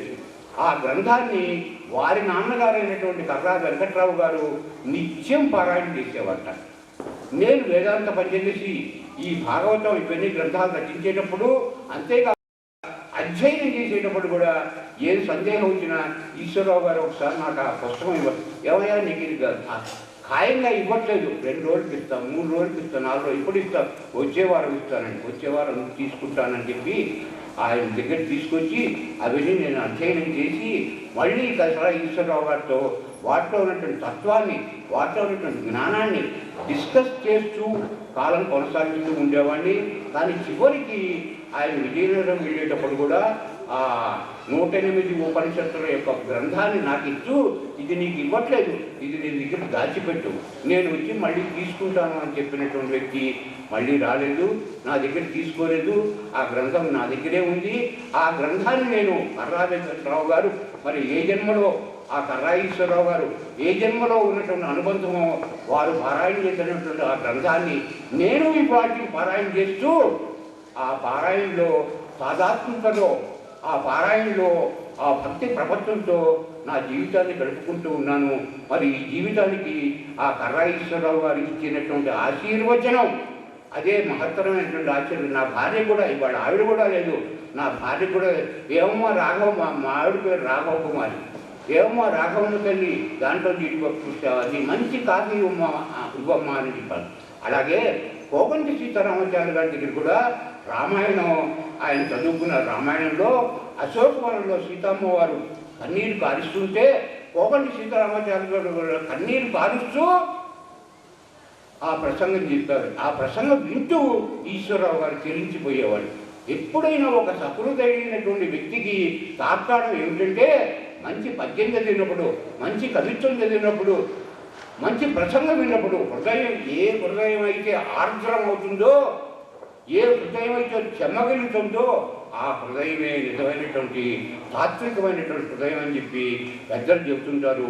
అటువంటి తాత్వికమైనటువంటి హృదయం కలిగినటువంటి కర్రా ఈశ్వరరావు గారు తన జీవితాన్ని ఖ్యాతికి కాదు, సొంత సముపార్జన కోసము కానే కాదు, ఈ అతనది కవిత్వములు యత్నమదెల్ల హృదంతరములో దాతరజేయి ఘోషలకు శాంతినొసంగ నికేతనముపై కేతనమెత్తినాడ కవికింకర శంకర మూర్తినై శివ అని నేను అనుకున్నట్టు ఆయన ఖ్యాతి కోసం జీవించలేదు, పదవుల కోసం జీవించలేదు, ఇంకా ఏదో వారు మెచ్చుకుంటారు వీరు మెచ్చుకుంటారు అందుకోసం జీవించలేదు. ఖ్యాతికి కాదు, సొంత సముపార్జన కోసము కాకపోతే 10 రూపాయలు సంపాదించుకుందామన్నా ఉందా అంటే దానికోసం కాదు. మరి ఎందుకయ్యా అంటే హృదంతరములో జాతర చేయి కోట, ఒక్కొక్క హృదయంలో నేను ఎవరిని, ఈ ప్రయాణం ఏంటి, ఈ బంధువులు ఏంటి, ఈ మిత్రుడు ఏంటి అనేటువంటి ఒక ఘోష, ఒక ఆర్తి, ఆ ఆర్తి ఉండి ఆ ఆర్తిని తీర్చుకోవడం కోసం ఈ కవిత్వంలో ప్రయాణం చేస్తూ ఈ ప్రసంగాలు వింటూ ఈ విధంగా సాగిస్తూ ఉండేవారు. అటువంటి మరి వినూత్నమైనటువంటి విశిష్టమైనటువంటి వ్యక్తిత్వం కలిగినటువంటి కర్రా ఈశ్వరరావు గారితో నాకున్నటువంటి ఆయనతో నేను విజయనగరం వెళ్ళా. మరి ఆదిపట్ల నారాయణ దాస్ గారి ఇంటి దగ్గర పోయి వారిని చూసా. ఆ తర్వాత బొబ్బిలిలో విడుకుంటే బొబ్బిలి అనుకుంటా సాగర్ తీరంలో, అక్కడికి పోయి ఆ ఇంటిని చూశాను. ఇట్లా అక్కడ తర్వాత భద్రాచలంలో ఈయన చార్టెడ్ అకౌంటెంట్, ఏమైనా నీకేం పని లేదు కదా రా అని చెప్పి తీసుకుపోయి ఆయన చార్టెడ్ అకౌంటెంట్ చేసుకుంటూనే నేను పక్కన కూర్చుండేవాడిని. ఆయనతో 3 రోజులు 4 రోజులు అక్కడ గెస్ట్ హౌస్ ఇచ్చేవాళ్ళు ఆ భద్రాచలంలో. ఆ గెస్ట్ హౌస్లో కూడా వారి వెంట నేను కాలక్షేపం చెప్తూ ఉండేవాడిని. మరి అటువంటి మహనీయుని వ్యక్తులు నేను కాదు, మరి సింహాశాస్త్రి కూడా ఆయనకి కుడుభుజంలాగా, ఈశ్వరరావు గారికి కుడుభుజంలాగా ఉంటూ ఎంతో ప్రేమని ఆయన దగ్గర పొందాడు సింహాశాస్త్రి. తర్వాత వేద పరిషత్తు ఆయన అధ్యక్షతను జరిగినటువంటి వేద పరిషత్తుకి ఇతను కార్యదర్శిగా ఉంటాం. అదే వేద పరిషత్తుకి ఇవాళ శివరావు గారు అధ్యక్షుడిగా ఉంటాం. నిజంగా ఇది వారి అదృష్టం అని చెప్పి నేను భావిస్తూ ఈనాటి సభలో మరి అంతటి మహనీయుడైనటువంటి వ్యక్తిని మళ్ళీ ఒకసారి స్మరించేటువంటి అవకాశం నాకు ఇచ్చినందుకు స్మరిస్తూ ఆ పరమాచార్యుని కూడా తలుచుకుంటూ ఈశ్వరుడై సురార్చిత మహేశ్వరుడై తపించు యోగి యోగీశ్వరుడై ధరిత్ర జనించి సమర్చిత కామకోటి పీఠేశ్వరుడై జయేంద్ర విజయేంద్ర సుయోగ గురుత్వముండు నా శాశ్వత భాగ్యమై పలుక సాధన పద్యమందునని చెప్పి కంచిలో ఆ స్వామివారిని దర్శించుకున్నప్పుడు చెప్పాను. ఈశ్వరరావు గారు నా పక్కనే ఉన్నారు.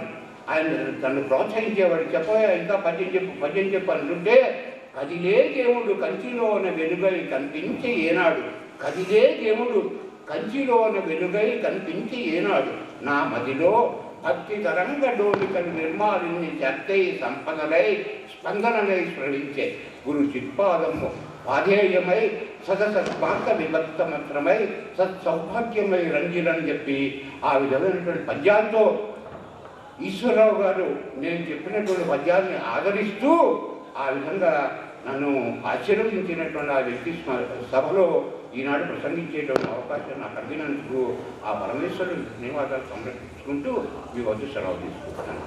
శుభం ప్రియ.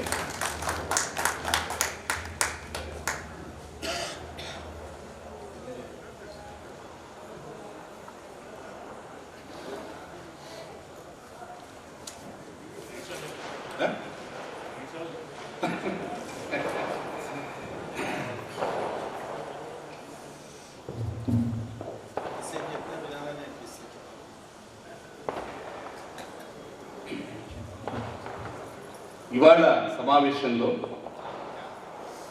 కర్రా ఈశ్వరరావు గారి సంస్మరణ కూడా జరగాలి. ఆదిభట్ట నారాయణదాస్ గారి స్మృతి అంటే అది ఇక నింగిని చుంబించినట్లే, ఆకాశంలోకి వెళ్ళాల్సిందే. ఆ సారస్వతం అనంతం.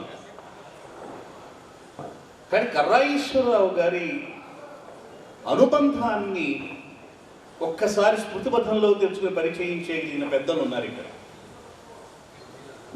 అందరూ, ఇద్దరు ఆడిటర్స్, వారు ఆడిటర్. అలాగే సింహాద్రి శాస్త్రి గారు, వేద పరిషత్తుతో అనుబంధం. అసలు కర్రా ఈశ్వరరావు గారు చేయబట్టుకుని తిరిగిన వ్యక్తి సాహిత్యం, వేద పరిషత్తు, డాక్టర్ ప్రసాదరాయ కులపతి గారి సాహచర్యము, ఇవన్నీ కలగలిసి కర్రా ఈశ్వరరావు గారితో ఆత్మీయ అనుబంధం పెనవేసుకున్నవారు దత్తప్రసాద్ గారు. అందుకని ముందు ఈ పెద్దలు పలుకులు మనం వినాలి. అది ఈ సంస్మరణ సభకి సరైనటువంటి సార్థకత చేకూరుస్తుంది అని అనిపించింది. అందుకని పెద్దలందరూ మాట్లాడిన తరువాత ఇంకా కొన్ని చుక్కలు ఏమైనా మిగిలితే మాట్లాడదాం, ఇప్పటికే మీకు దాటిపోతుంది అని నాకు అనిపించింది. కానీ 2 మాటలు మీ ముందు ఉంచాలనుకుంటున్నాను. ఇందాక అన్నారు శివరామకృష్ణ ప్రసాద్ గారు, కర్రా ఈశ్వరరావు గారి వల్ల విద్యార్థులకు కూడా ఆదిభట్ట నారాయణదాస్ గారి సాహిత్యం తెలిసింది అని. అది సత్యం. అందుకే మొట్టమొదటిలో చెప్పాను నేను, ఒక మహాకవి, ఒక సారస్వత నిధి అయినటువంటి ఆయన మూర్తిని పరిచయం చేసే సహృదయుడు కూడా అవసరమే. అటువంటి సహృదయ శేఖరుడు కర్రా ఈశ్వరరావు గారు. కర్రా ఈశ్వరరావు గారితో నాకు కొద్దిగా అనుబంధం, ఎందుకంటే నేను చిన్నవాడిని. వారి ఇంటికి శ్యామలానగర్లో కులపతి గారి వెంట వెళ్ళి వారి ఇంట్లో ఎప్పుడు ఏవో కవి సమ్మేళనాలు పెడితే అప్పుడే వర్ధమాన కవిగా ఉంటున్న రోజుల్లో అక్కడ నేను వారిని చూసేవాడిని. ఒక చిరు నవ్వు, అలాగే చక్కటి పలకరింపు. ఇందాకే అన్నారు, చక్కగా వారు విభూతి రేఖలు ఆ మధ్యలో ఒక కుంకుమ బొట్టు తీర్చిదిద్ది ఉండేది. ఇవాళ కూడా నేను అలాగే వచ్చానన్నా శివరామకృష్ణ ప్రసాద్ గారు వారి సంస్మరణ సభకి అలాగే ఉండేవారు. నాకు అనిపిస్తుంది మా సూర్యనారాయణ దాస్ గారి మాటలు వింటుంటే వారిలాగానే మాట్లాడతారు. ఈయన ఎక్కువ మాటలు మిత భాషి, ఆయన మృదు భాషి, మృదు వర్తనుడు ఆయన. అటువంటి వాడు అసలు పెద్ద భారం నెత్తిని వేసుకుని నారాయణదాసు గారి సాహిత్యాన్ని అంతటి ఇంత వెలుగులో తీసుకురావడం అంటే ఆశ్చర్యమే నిజంగా. ఎందుకంటే ఆయన చూస్తే అనిపిస్తుందంటే నిధులు వసూళ్లు చేయగలడా అయినా అనిపిస్తుంది. 10,000 పడే అనే బ్యాచ్ కాదు ఆయన. మరి ఎలా చేశాడో ఆశ్చర్యం వేస్తుంది. ఆయన వ్యక్తిత్వం ఆ విధంగా నడిపించినేమో అనిపిస్తుంది. అటువంటి మహనీయుడి యొక్క వ్యక్తిత్వాన్ని నేను చూశాను. నారాయణదాసు గారు హరికథా పితామహుడని విన్నామే కానీ వారి గురించిన పరిచయం నేను చదువుకున్న సంస్కృత కళాశాలలో ఏలూరుపాడు అనంతరామయ్య గారు పెట్టే గణేష ఉత్సవాల్లో వీరు ముందు పక్క కుర్చీలో పీఠం వేసి కూర్చుని ఒక రోజంతా నారాయణదాసు గారి యొక్క సాహిత్యం మీద నడిపించేవాడు ఆయన. ఒక రోజు మొత్తం ఆయనదే. కర్రా ఈశ్వరరావు గారు వచ్చి కూర్చుని స్పాన్సర్ చేసేవారు ఆయన. ఈ రకంగా ఆయన అన్ని సంస్థలలోనూ ఎక్కడ అవకాశం ఉంటే అక్కడల్లా ప్రచారం చేసిన మహనీయుడు. విద్యకు 4 దశలు ఉంటాయి. 1 అధీతి, అధ్యయనం. 2 బోధ, అర్థం చేసుకోవటం, అండర్స్టాండింగ్. 3 ఆచరణం, ఇంప్లిమెంటేషన్. 4 ప్రచారం, పబ్లిసిటీ. ఏ విద్యకైనా 4 కావాలి, ఏ కళకైనా ఉండాలి. వాటిల్లో నిజమైనటువంటి సహృదయుడు, నిబద్ధత కలిగిన వాడు ఇట్లా ప్రచారం చేస్తాడు. ఇట్లా ప్రచారం చేయడానికి అనుబంధం 1 ఇక్కడ కర్రా ఈశ్వరరావు గారికి, ఆదిభట్ట నారాయణదాసు గారికి కూడా ఉంది. ఈయన ఒక నటుడు కాదు, నారాయణదాసు గారు ఒక కవి కాదు. అంటే కవి మాత్రమే కాదు, ఒక నటుడు మాత్రమే కాదు, ఒక వక్త మాత్రమే కాదు, అన్నీ కలగలిసినాయి. సరస్వతీదేవి యొక్క స్వరూపం అంతా ఉంది. కుంభావ సరస్వతి అంటాం మనం ఒక కవిని. అలాగే ఒక సారస్వతవేత్తలకు భావ సరస్సు పండితుడిని అంటాం, కానీ వాళ్ళ పార్శ్వం వాళ్ళ కోణం ఏదో ఒకవైపే ఉంటుంది. కానీ ఇది అలా కాదు. అదే అంటారు చెల్లపిల్లవారు, గాయక మాతృడన్న అటుగాడితడంద మెలర్ప సత్కృతం చేయగలాడు. చెల్లపిల్లవారు చాలా గొప్పగా రాశారు ఈయన గురించి, నారాయణ దాస్ గారి గురించి. గాయక మాతృడన్న అటుగాడు ఇతడంద మెలర్ప సత్కృతం చేయగలాడు. పుట్టి గాయకుడేనా అంటే కాదు, అందంగా కావ్యాలు రాయగలిగిన వాడు, వాక్పటిమచే నుతికెక్కినవాడు, భాషలేవో 5-6 నేర్చిన మహోదయుడక్కట. పోయనేమి నారాయణదాసు ముక్తుడతడు అట్టిడు భూస్థలి పుట్టబోడికన్. ఒక గాయకుడు మాత్రం కాదు, ఒట్టి కవేనా, కవి మాత్రమే కాదు, వక్త మాత్రమే కాదు, నర్తకుడు. ఒక గుణమేమిటి? సరస్వతీదేవిలో ఎన్ని రకాలైతే ఉన్నాయో అవన్నీ కూడా ఒక్కసారి పుంజీకరించుకొని ఒక పుణ్యమూర్తిగా అవతరిస్తే ఎలా ఉంటుందో అది నారాయణదాసు. ఇటువంటి వాడికి ముందు పుడతాడా అని చెళ్ళపిల్లవారి ఆశ్చర్యపోయి నభవిష్యతి అని అన్నారంటే నారాయణదాసు ప్రతిభ ఎంత గొప్పదో తెలుసు. అటువంటి నారాయణదాసు గారి గురించి ప్రచారం చేసేటువంటి గొప్పత కలిగిన కర్రా ఈశ్వరరావు గారు ఎంత ధన్యుడు అని అనిపిస్తున్నాడు. అయితే ఆయన అంత ధన్యుడైతే వాళ్ళ కుటుంబ సభ్యులందరూ కూడా అదే మార్గంలో వెళ్ళారు. అది విచిత్రం, మనకెందుకు లేని మొత్తం ఆ రథం మొత్తానికి కింద రాయేలా వీళ్ళు ఆ రథాన్ని లాక్కున్నారు ఇప్పటికీ. అది ఆశ్చర్యం. ఇదిగో సూర్యనారాయణదాస్ గారు వాళ్ళ పెద్దమ్మాయి రాజేశ్వరి గారు వచ్చారు, ఆవిడ సంస్కృతం ఎంఏబికి చేయాలని చూస్తుంది. అలాగే వారి భర్త గారు వచ్చారు సూర్యనారాయణదాసు గారు, వారిద్దరు తెలియదు నాకు, వారు కూడా బంధువులేనా, చెల్లెలు. వారి చెల్లెలు వచ్చారు, వాళ్ళ అమ్మ, అందరూ కుటుంబం అంతా వచ్చింది. ఒక అమ్మాయి అమెరికాలో ఉంది కదా. వారు చక్కటి ఉత్సవాలు చేస్తున్నారు. అది నారాయణదాసు గారు కర్రా ఈశ్వరరావు గారు ఇద్దరి యొక్క అనుబంధంతో పెనవేసుకున్నటువంటి ఒక మహత్వపూర్ణమైనటువంటి సాహిత్య బంధం ఇది. దాన్ని జోగారావు గారు అంటారు, నారాయణదాసు సన్మతి బృహస్పతి విశ్వకళా జగద్విరాట్ ప్రాయుడు గ్రోచుతన్. జోగారావు గారికి ఒళ్ళు పులకరిస్తుంది, పొంగుతుంది నారాయణదాస్ గారండి. ఎందుకంటే నారాయణదాసు గారి యొక్క సాహిత్యం మీదే ఆయన పిలిచారు.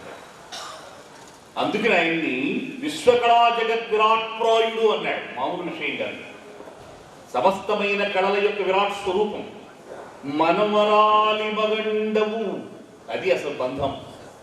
నారాయణదాసు గారి మనమరాలి భర్త కర్రా ఈశ్వరరావు గారు మనవడన్నాడు. మనుమరాలి మగండవు ఆత్మభక్తి భావాయతరాత్ము నిన్ హరికథాభిరతి ప్రతితంతరంగు నిన్. ఆ అనుబంధము కలిగిన వాడైనంత మాత్రాన ఇంత ప్రచారం చేయాలని లేదు.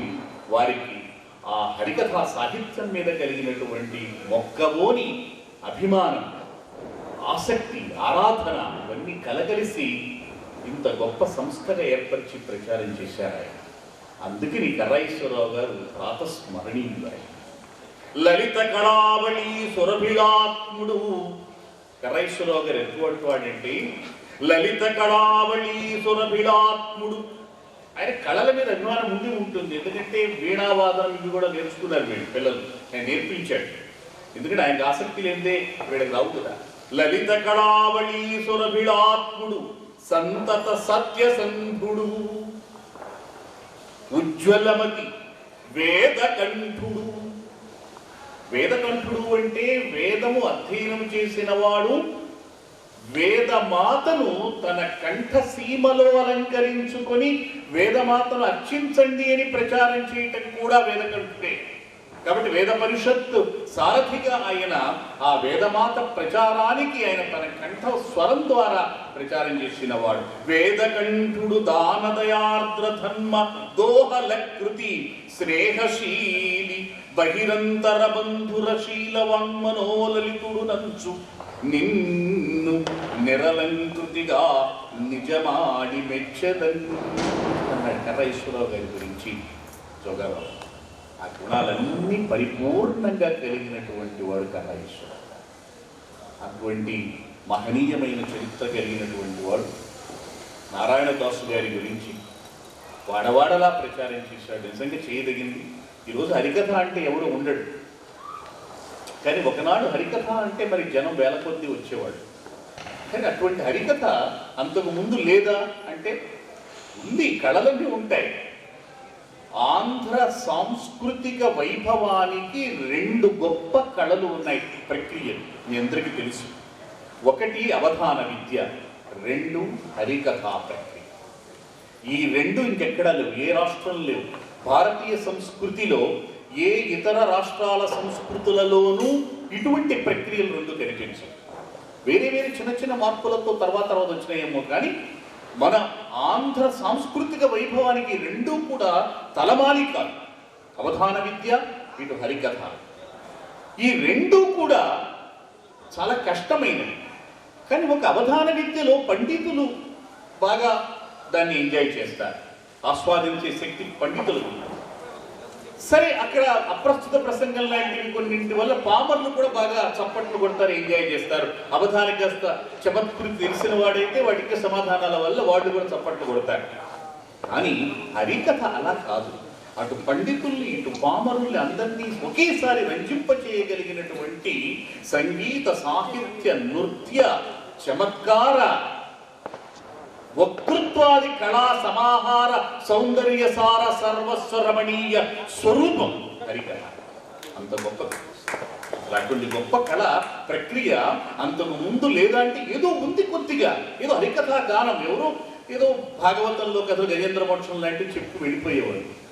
అలా విజయనగరంలో ఒక చోట ఒక హరికథ చెబుతూ ఉంటే అది విన్నారు చిన్నప్పుడు. విని దీన్ని ఇంకా అందంగా చేత ఎలా ఉంటుంది అనిపించింది. అప్పుడు వెంటనే ధ్రువ చరిత్ర మొట్టమొదటిగా రాసుకొని దానిని మిత్రుల దగ్గర వాళ్ళ దగ్గర కూర్చొని చెప్పడం ప్రారంభించాడు నారాయణ గారు. ఈయన సూర్యనారాయణ పేరు, దాసు తర్వాత వచ్చింది సూర్యనారాయణ.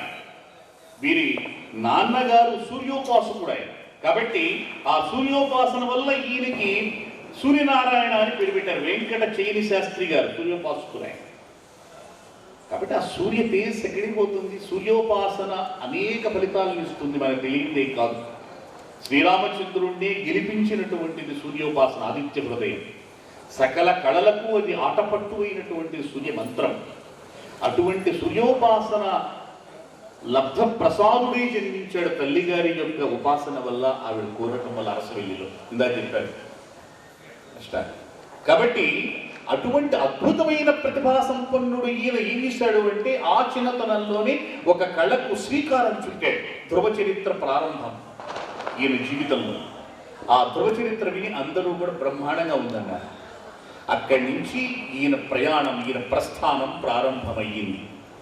అయితే ఈయన ప్రతిభ వల్ల ఆ హరికథకు మెరుగులన్నీ దిద్దాడు. ఒక అభినయం. అయితే ఈ మెరుగులన్నీ దిద్దటానికి ఈయన బుద్ధిగతమైన ప్రతిభ ఒకటి చాలదు, ఈయన యొక్క మూర్తి కూడా సహకరించింది. ఎందుకంటే పొడవైన దేహం, కొసదేలిన ముక్కు, అలాగే కోర మీసం, అద్భుతమైనటువంటి దేహ భంగిమలు, ఏవైతే నాట్యశాస్త్రానికి అనుగుణమైనటువంటి భంగిమలకు అనుగుణమైనటువంటిది ఏదైతే మూర్తి ఉందో అదంతా కూడా ఆయనకు లభించింది. ఒక గొప్ప కంఠం, ఒక అద్భుతమైనటువంటి ఆసు కవిత్వ వైఖరి, ఇవన్నీ కూడా ఈయనకి దైవ ప్రసాద లబ్ధంగా వచ్చినాయి. వీటన్నింటి వల్ల హరికథ అనే ఒక ప్రక్రియని సంపూర్ణమైన ఒక సారస్వత ప్రక్రియ అంటానికి వీల్లేదు, సకల కళా సమాహార ప్రక్రియగా ఆయన రూపొందించాడు. ఇంకా తర్వాత ఆయన యొక్క విజయ పరంపర అనేది చెప్పవలసిన పని లేదు, ఇది చాలా ఒక 4 రోజులు వాడు చెప్పుకోవచ్చు. అంత అద్భుతమైనటువంటి ఆయన విజయ పరంపర. ఏ సంస్థానంలో ఆయన సన్మానం జరగలేదు. ఒక్క ఆంధ్రదేశం కాదు, ఆంధ్రదేశంలో ఉన్న సంస్థానాధీశులైన రాజులందరూ సన్మానాలు చేశారు. గండ పిండేరాలే కాదు, గజారోహణాలే కాదు, ఒకటి కాదు సన్మానాలు. భారతదేశం అంతా తిరిగాడు ఆయన. పోనీ ఒక్క తెలుగేనా అంటే సంస్కృతంలో కూడా ఆయన అద్భుతమైన కవిత్వం చెప్పాడు. కాబట్టి ఒకేసారి ఆశువుగా కవిత్వం చెప్పచ్చు, నాట్యం ఆడుతాడు, సంగీతం, చమత్కారం, పిట్టకథలు, పురాణాలు, ఇంకా ఇక్కడ పండితులు కూర్చుని ఉంటే వాళ్ళకి కావలసినటువంటి మెప్పుదల కోసం వ్యాకరణ, న్యాయ, తర్క, మీమాంస, వేదాంతాది శాస్త్రాలలో అంశాలలో వాటి మర్మాలన్నీ, రహస్యాలన్నీ కూడా మధ్య మధ్యలో చెబుతూ ఇంతమంది తల పంకించేటట్టుగా, వాళ్ళందరూ శిరస్సు రూపేటట్లుగా రంజింప చేయగలిగేటువంటి అద్భుతమైనటువంటి వాక్పటిమాతుయంతో చెప్పగలిగినటువంటి వాడు ఎవడు అంటే ఆంధ్రదేశం నుంచి బయలుదేరిన ఒక్క నాల్గొట్ట నారాయణదాసు గారు మాత్రమే అని నిరూపించటం కోసమే ఆ సరస్వతీ దేవి మనకి ప్రసాదించారు. ఇది ఎక్కడ లభిస్తుంది? అసలు నేను చూసి హరికథ పితామహన్ సార్, హరికథ చెప్పేవాడు సంవత్సరం నా బాగా బంధువు మా నరసాపురంలో సూర్యనారాయణ దాస్ గారు ఉన్నారు. పట్టాపులు చెప్పేటప్పుడు మా ఇంటికి వచ్చేవారు. వారు పట్టాపులు చాలా చెప్పారు. ఆదివటి నారాయణ దాస్ గారి శిష్యుడే, చాలా ఇష్టం. ఈయన కూడా హరికథలు రాసుకోగలడు. ఇప్పుడు చాలా మంది హరికథకులు స్వయంగా రాసుకోలేరు. నారాయణదాసు గారు రాసి ఇచ్చినవే వీళ్ళందరికీ ఇవ్వరు, ఎందుకంటే వాళ్ళందరూ ఈయన శిష్యులే అన్నమాట. అటువంటి అద్భుతమైనటువంటి శక్తి ఆయనకు ఉంది. అది కారణజన్ముడు ఆయన, దానికోసమే పుట్టాడు ఆయన. ఆయన యొక్క రూపం చూస్తేనే తెలుస్తుంది. వాలు మిలి మీసకట్టు, ఆ మూర్తి ఎలా ఉంటుందంటే వాలు మిలి మీసకట్టు, జుల్బాల జుట్టు, నొసట కుంకుమ పొట్టు, మేల్ పసిడిగట్టు. చూడగానే మేరు పర్వతంలాగా ఉంటాడు, పసిడిగట్టు బంగారు పర్వతంలాగా మిసమిసలాడుతూ ఉంటాడు ఆయన. మరి ఎంతమంది ఆ రోజులు వెంటబడ్డారు మనకి. నొసట కుంకుమ పొట్టు, మేల్ పసిడిగట్టు, విద్యలకు పట్టు, నడయాడు వెల్పు చెట్టు, హరికథా శిల్ప సమ్రాట్టు ఆదిభట్టు. ఆదిభట్ట నారాయణదాస్ యొక్క మూర్తి కరుణశ్రీ గారు నిలిపారంట. మనం ఇందాక అన్నారు ఆయన కంఠం ఒకసారి పిలిస్తే అందరూ ఆ రోజులో మైకులు లేవు కదా. ఆ రోజుల్లో ఈ మైకులు ఎక్కడ ఉన్నాయి? మైకులు ఉన్నాయి కాబట్టి మన ఆటలు సాగుతున్నాయి. మన కంఠం ఎలా ఉన్నా ఇది బ్రహ్మాండంగా మనం చూపిస్తుంది. కానీ ఆ రోజు మైక్ ఉంది. ఆయన గజ్జె కట్టి ఆ వేదిక మీద నిలబడితే ప్రజలందరూ రావాలి అంటే ఒకటే శంభో అని ఒక్కసారి అంతే. చుట్టుపక్కల గ్రామాల వాళ్ళందరూ దాసు గారు ప్రారంభించారు పదండరా అని చెప్పి ఎక్కడ వాళ్ళు అక్కడ వచ్చి పడేవాళ్ళు. అట్లా ఆయన హరికథలు సాగినాయి. ఈ రోజున అంత గొంతెత్తు పాడగలిగిన హరిదాసుడు అనుభవం.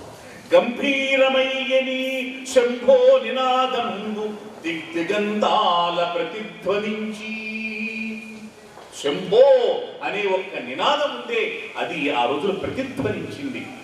అది ఆయన గొప్పతనం.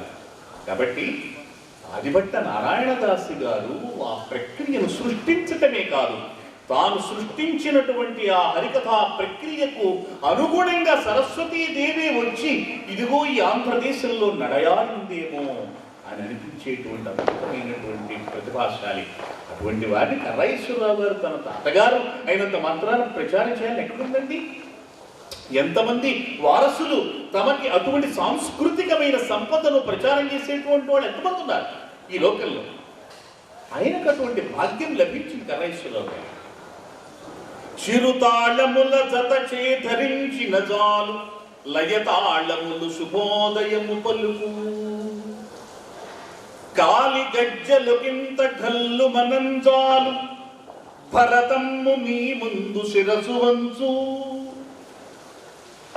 నాట్యశాస్త్రం ఇవన్నీ పోనీ ఎవరి దగ్గర నేర్చుకున్నాడంటే ఎక్కడ నేర్చుకోలేదు.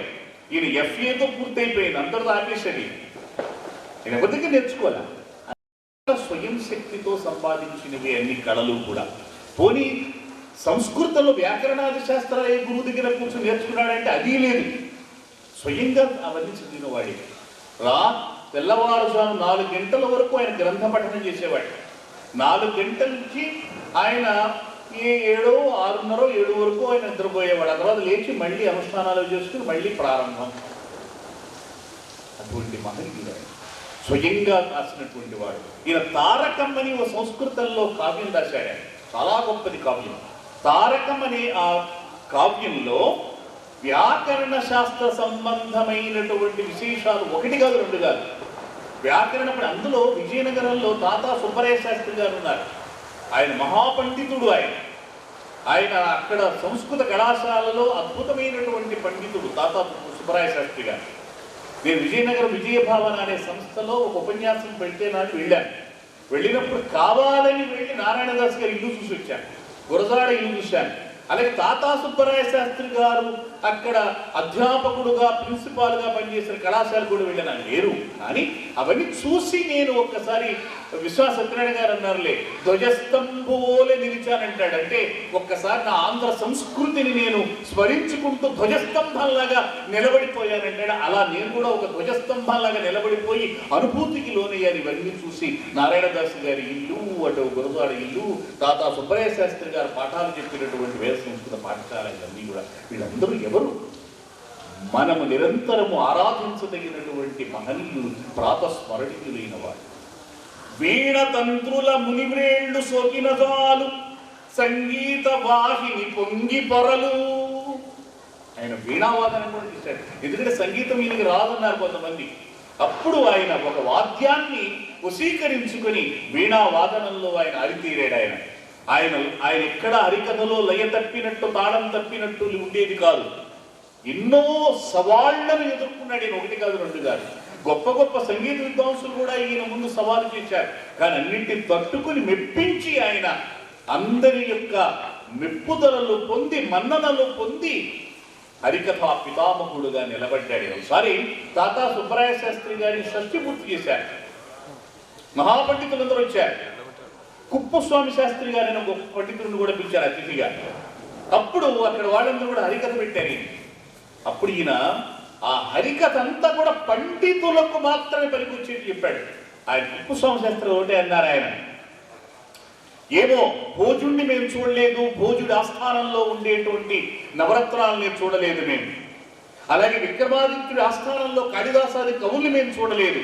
కానీ ఈ రోజున ఇక్కడ మన ఆదిభట్ట నారాయణదాసు గారి యొక్క ఈ కవితా చరిని చూస్తూ ఉంటే, ఈయన యొక్క అద్భుతమైనటువంటి ఈ కళా ప్రదర్శన చూస్తూ ఉంటే, ఆ కవులందరూ ఒక్కసారి ఈయన్ని ఆవేశించి పూని మా ముందు నిలబడినట్లుగా ఉంది అని వాళ్ళు ఆశ్చర్యపోయి స్వామి శాస్త్రి గారు మెచ్చుకున్నారంటే ఏమిటి ఆయన ప్రతిభ, ఎంత గొప్పవాడి, అటువంటి అద్భుతమైన వాడు.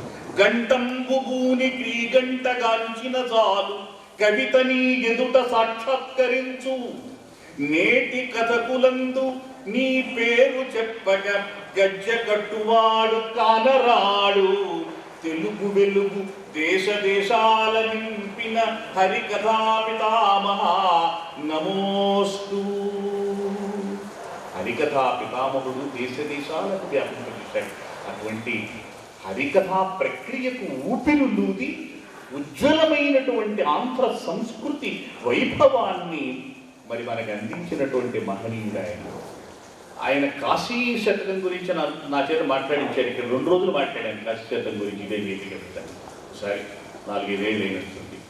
కాశీ శతకం ఏమిటి, రామచంద్ర శతకం ఏమిటి, ఒకటే జగజ్యోతి అనే పుస్తకం. అసలు ఎన్ని పుస్తకాలు, అసలు ఒక భాష కాదు. ఆయన రుబాయిలు రాశారు. దత్తప్రసాద్ గారు ఉమర్ ఖయాం రుబాయిల్ని అనువదించారు ఆయన, మధుశాల అనే పేరుతో. అలాగే అమర్ ఖయాం అనే పేరుతో కరుణశ్రీ గారు అనువదించారు తెలుగులో. దువ్వూరు రామిరెడ్డి గారు పాఠశాల రాశారు, చాలా మంది రాశారు. ఈయన స్వయంగా రుబాయిల్ని ఆ భాషలో నుంచి అనువాదించారు, పార్సీ భాష. అంటే పార్సీ భాష నుంచి వీళ్ళందరూ చూడలే, వీళ్ళు మామూలుగా తెలుగులోని వాటిలో చూసిన అనువాదాలు. ఆయన అట్లాగా డైరెక్ట్ ఫ్రెంచ్ వచ్చా, అష్టభాషా ప్రవీణుడు అని చెప్పి ఆయన తిరుగుతుంది. 8 భాషల్లో ఈయన ప్రవీణుడు. ఏమిటి అసలు ఇది? మానవుడా రాక్షసుడా? ఒక సంగీతం, ఒక సాహిత్యం, ఒక వక్తృత్వం, నృత్యం, భాషలు, 8 భాషలు. ఈయన కారణ జన్ముడు, సరస్వతి ప్రసాద లబ్ధ మేధా సంపత్తి కలిగిన వాడు ఆదిభట్ట నారాయణదాసు. అందుకే ఈయన ఎక్కడకు వెళ్ళినా, Andhra university vice chancellor C R Reddy గారు రైలు దిగి వెళుతున్నారు. రైలు దిగాడు. ఆయన చూడటానికి చాలా మంది వచ్చారు. శ్రీరెడ్డి గారు అంటే ఆ రోజుల్లో పెద్ద క్రేజీ. ఈయన కూడా వెళ్ళి ఒక ఆయన కర్ర ఉంది, ఒక పొన్ను కర్ర, అది కర్ర దగ్గర గడ్డం పెట్టి ఉంచున్నారు నేను రైల్వే స్టేషన్ దగ్గర. సిఆర్రెడ్డి గారు అందరినీ తోసుకుంటూ ఈ నారాయణ దాస్ గారి దగ్గరికి వచ్చి ఏంటి ఇక్కడ ఉన్నారు అంటే ఆ విశ్వవిద్యాలయ వైస్ ఛాన్సలర్ని చూడటానికి వచ్చాను నేను అన్నారు నారాయణ దాస్ గారు. అంటే you are university it self అని అన్నమాట. అయ్యా మీరే ఒక యూనివర్సిటీ, మీరే ఒక విజ్ఞాన విశ్వవిద్యాలయం, ఇంకా నాలాంటి వాడు ఏముందండి, నేను విశ్వవిద్యాలయానికి వైస్ ఛాన్సలర్నే, అసలు మీరే విశ్వవిద్యాలయం అంటే అవును అది మీకు తెలుసు నాకు తెలుసు, కానీ ఇక్కడ ఉన్న వాళ్ళకి ఎవరికీ తెలియదు, వీళ్ళందరూ కూడా నన్ను ఏదో పనికిరాని పండితుడు అనుకుంటున్నారు అని బాధపడి అంటే ఆయన పట్టించుకోవట్లేదు. అప్పుడు వెంటనే ఆయన ఈ నక్కును చేర్చుకొని వాళ్ళందరికీ ఇటువంటి మహనీయుడు, ఇటువంటి అద్భుతమైన ప్రతిభాశాలి నభూతో నభవిష్యతి అని ఆ రోజు నా స్టేషన్లో మాట్లాడాడు అని చెప్పి మరి మనకి తెలుస్తున్నాయి అన్న విషయాలన్నీ కూడా. అంటే అర్థం ఏమిటంటే ఎందరో ఈయన ప్రతిభను చూసి ముగ్ధులయ్యారు, ఆశ్చర్యచకితులయ్యారు. ఆయన ప్రతిభ అంత గొప్పది, బహుముఖీనమైనటువంటిది, అంత అద్భుతమైనటువంటి ఈ ప్రతిభాశాలి సాహిత్యాన్ని భుజాన వేసుకుని ప్రచారం చేశారు. ఇట్లా మనం చెప్పుకుంటే ఆయన కావ్యాల్లో కొన్ని అంశాలు చాలా గొప్పగా చెప్పుకోవచ్చు. ఆయనది విస్తృతమైనటువంటి సాహిత్యం, ఆయన ఒక ప్రపంచం, ఆయన సాహిత్య జగత్తు అని. అటువంటి ఆ మహనీయుడి ఉత్సవాలు ఈ రోజున ఈ ప్రాంగణంలో జరుగుతున్నాయి. వారు కూడా 80వ ఏటన చాలా అద్భుతమైనటువంటి అశీతితమ జన్మదినోత్సవాలు చేద్దామనుకునే సమయంలో, శిష్యులందరూ మంచి ప్రయత్నాలు చేస్తున్న సమయంలో వారు మరి స్వర్గీయులన్నారే, కాదు సరస్వతీదేవి నాయన ఇప్పటికే 80 ఏళ్ళు నీ ఎడబాటు నేను చూడలేకుండా ఉన్నాను, నువ్వు నా దగ్గర కూడా వచ్చి నన్ను కూడా అలరింపు చేయి నాయన అని చెప్పి తీసుకెళ్ళిందేమో అన్నట్టుగా త్యాగరాజస్వామి వారు సాహిత్యం పొందినట్లుగానే ఆ పుణ్యతిథి అంటే పుష్య బహుళ పంచమి నాడు వీరు సాహిత్యం చెందినటువంటి మహనీయుడు ఈయన. దాసు నారాయణునకు నీతండు, నారాయణుడికి దాసుడు ఈయన. దాసు నారాయణునకు నీతండు, వీని దాసులెల్లడగల హరిదాసులెల్ల. నారాయణుడికి ఈయన దాసుడు, ఈయనకి హరిదాసులు ఎవరైతే ఉన్నారు, హరికథా ప్రవీణులు ఎవరున్నారు, వాళ్ళందరూ ఈ నారాయణదాసుని దాసులు. ఒక్క హరిదాసులే కాదు నిగ్గమితని ఎడల ఆదృతి లేని వాడెవడు పుడమి. ఒక హరిదాసులే కాదు, హరికథ చెప్పేవాడు మాత్రమే కాదు, ఈ భూమి మీద ఎవడు ఈయన మెచ్చుకొని వాడు, ఆదరించని వాడున్నాడు, ఈయన ప్రతిభను మెచ్చుకొని వాడు ఎవడున్నాడు, ఈయన ప్రతిభను చూసి పరవశించిన సహృదయులే అందరూ అని చెళ్లపిల్లవారే ఈయనకి మరి అద్భుతంగా నివాళులు అర్పించాడు ఆనాడు. అటువంటి మహనీయుడికి మనం కూడా ఈ రోజున వారి యొక్క హరికథా సాహిత్యాన్ని మనం కూడా ప్రచారం చేయాలి. హరికథా సాహిత్య ప్రచారమే నారాయణదాసు గారికి, అలాగే దాన్ని ప్రచారం చేసిన కర్ర ఈశ్వరరావు గారికి కూడా ఆనందాన్ని కలిగించే అంశాలు. వారు మనల్ని అప్పుడు ఆశీర్వదిస్తారు. ఈ వారసత్వాన్ని ముందుకు తీసుకెళ్ళటమే మన యొక్క విద్యుక్త ధర్మం అని తెలియజేయటం కోసం కర్రాయేశ్వరరావు గారి కుటుంబ సభ్యులు చేస్తున్న ఈ కృషిని వారిని పేరు పేరున నేను మనపూర్వకంగా అభినందిస్తున్నాను. సెలవు. స్వస్తి.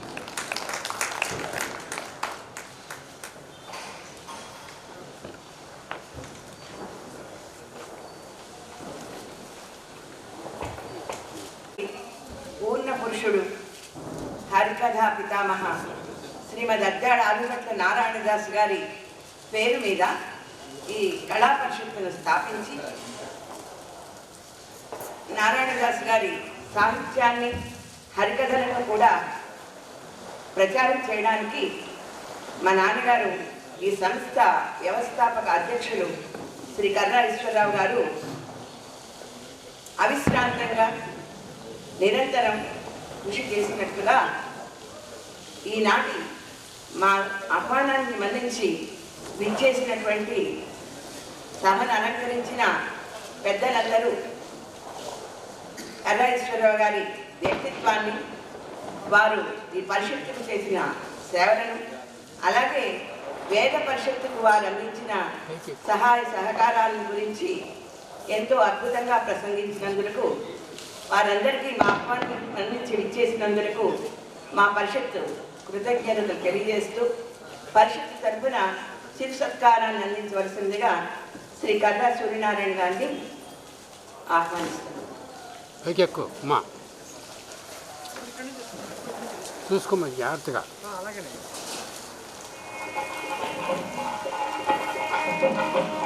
దగ్గరికి పో.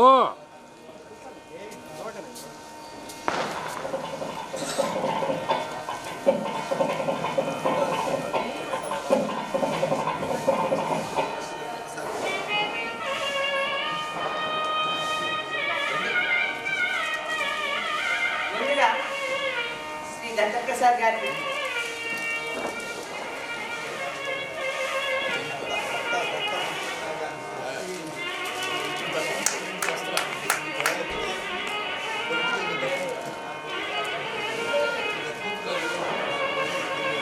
డివి నరసింహ దీక్షిత్ గారికి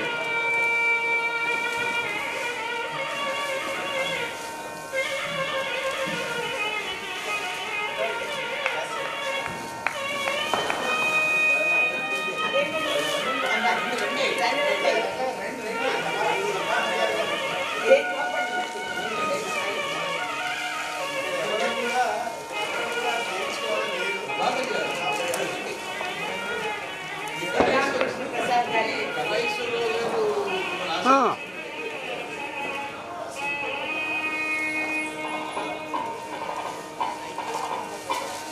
సింహాద్రి శాస్త్రి గారికి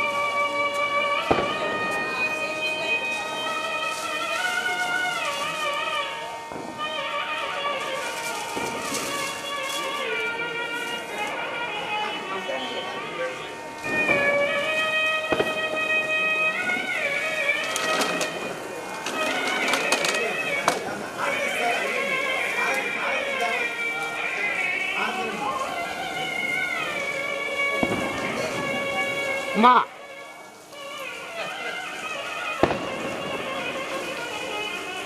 శివరామకృష్ణ ప్రసాద్ గారికి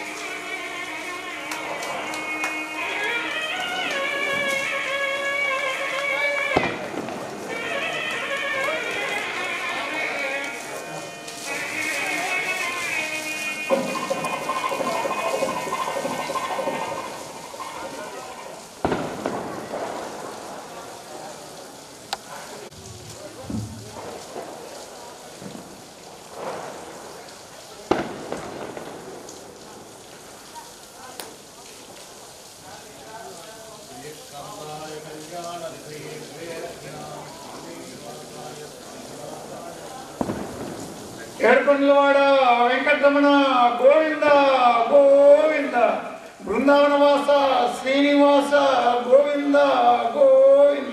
శ్రీకృష్ణ పరమాత్మకు ఆదిపట్ల నారాయణ దాస్ గారికి, కర్రా ఈశ్వర గారికి,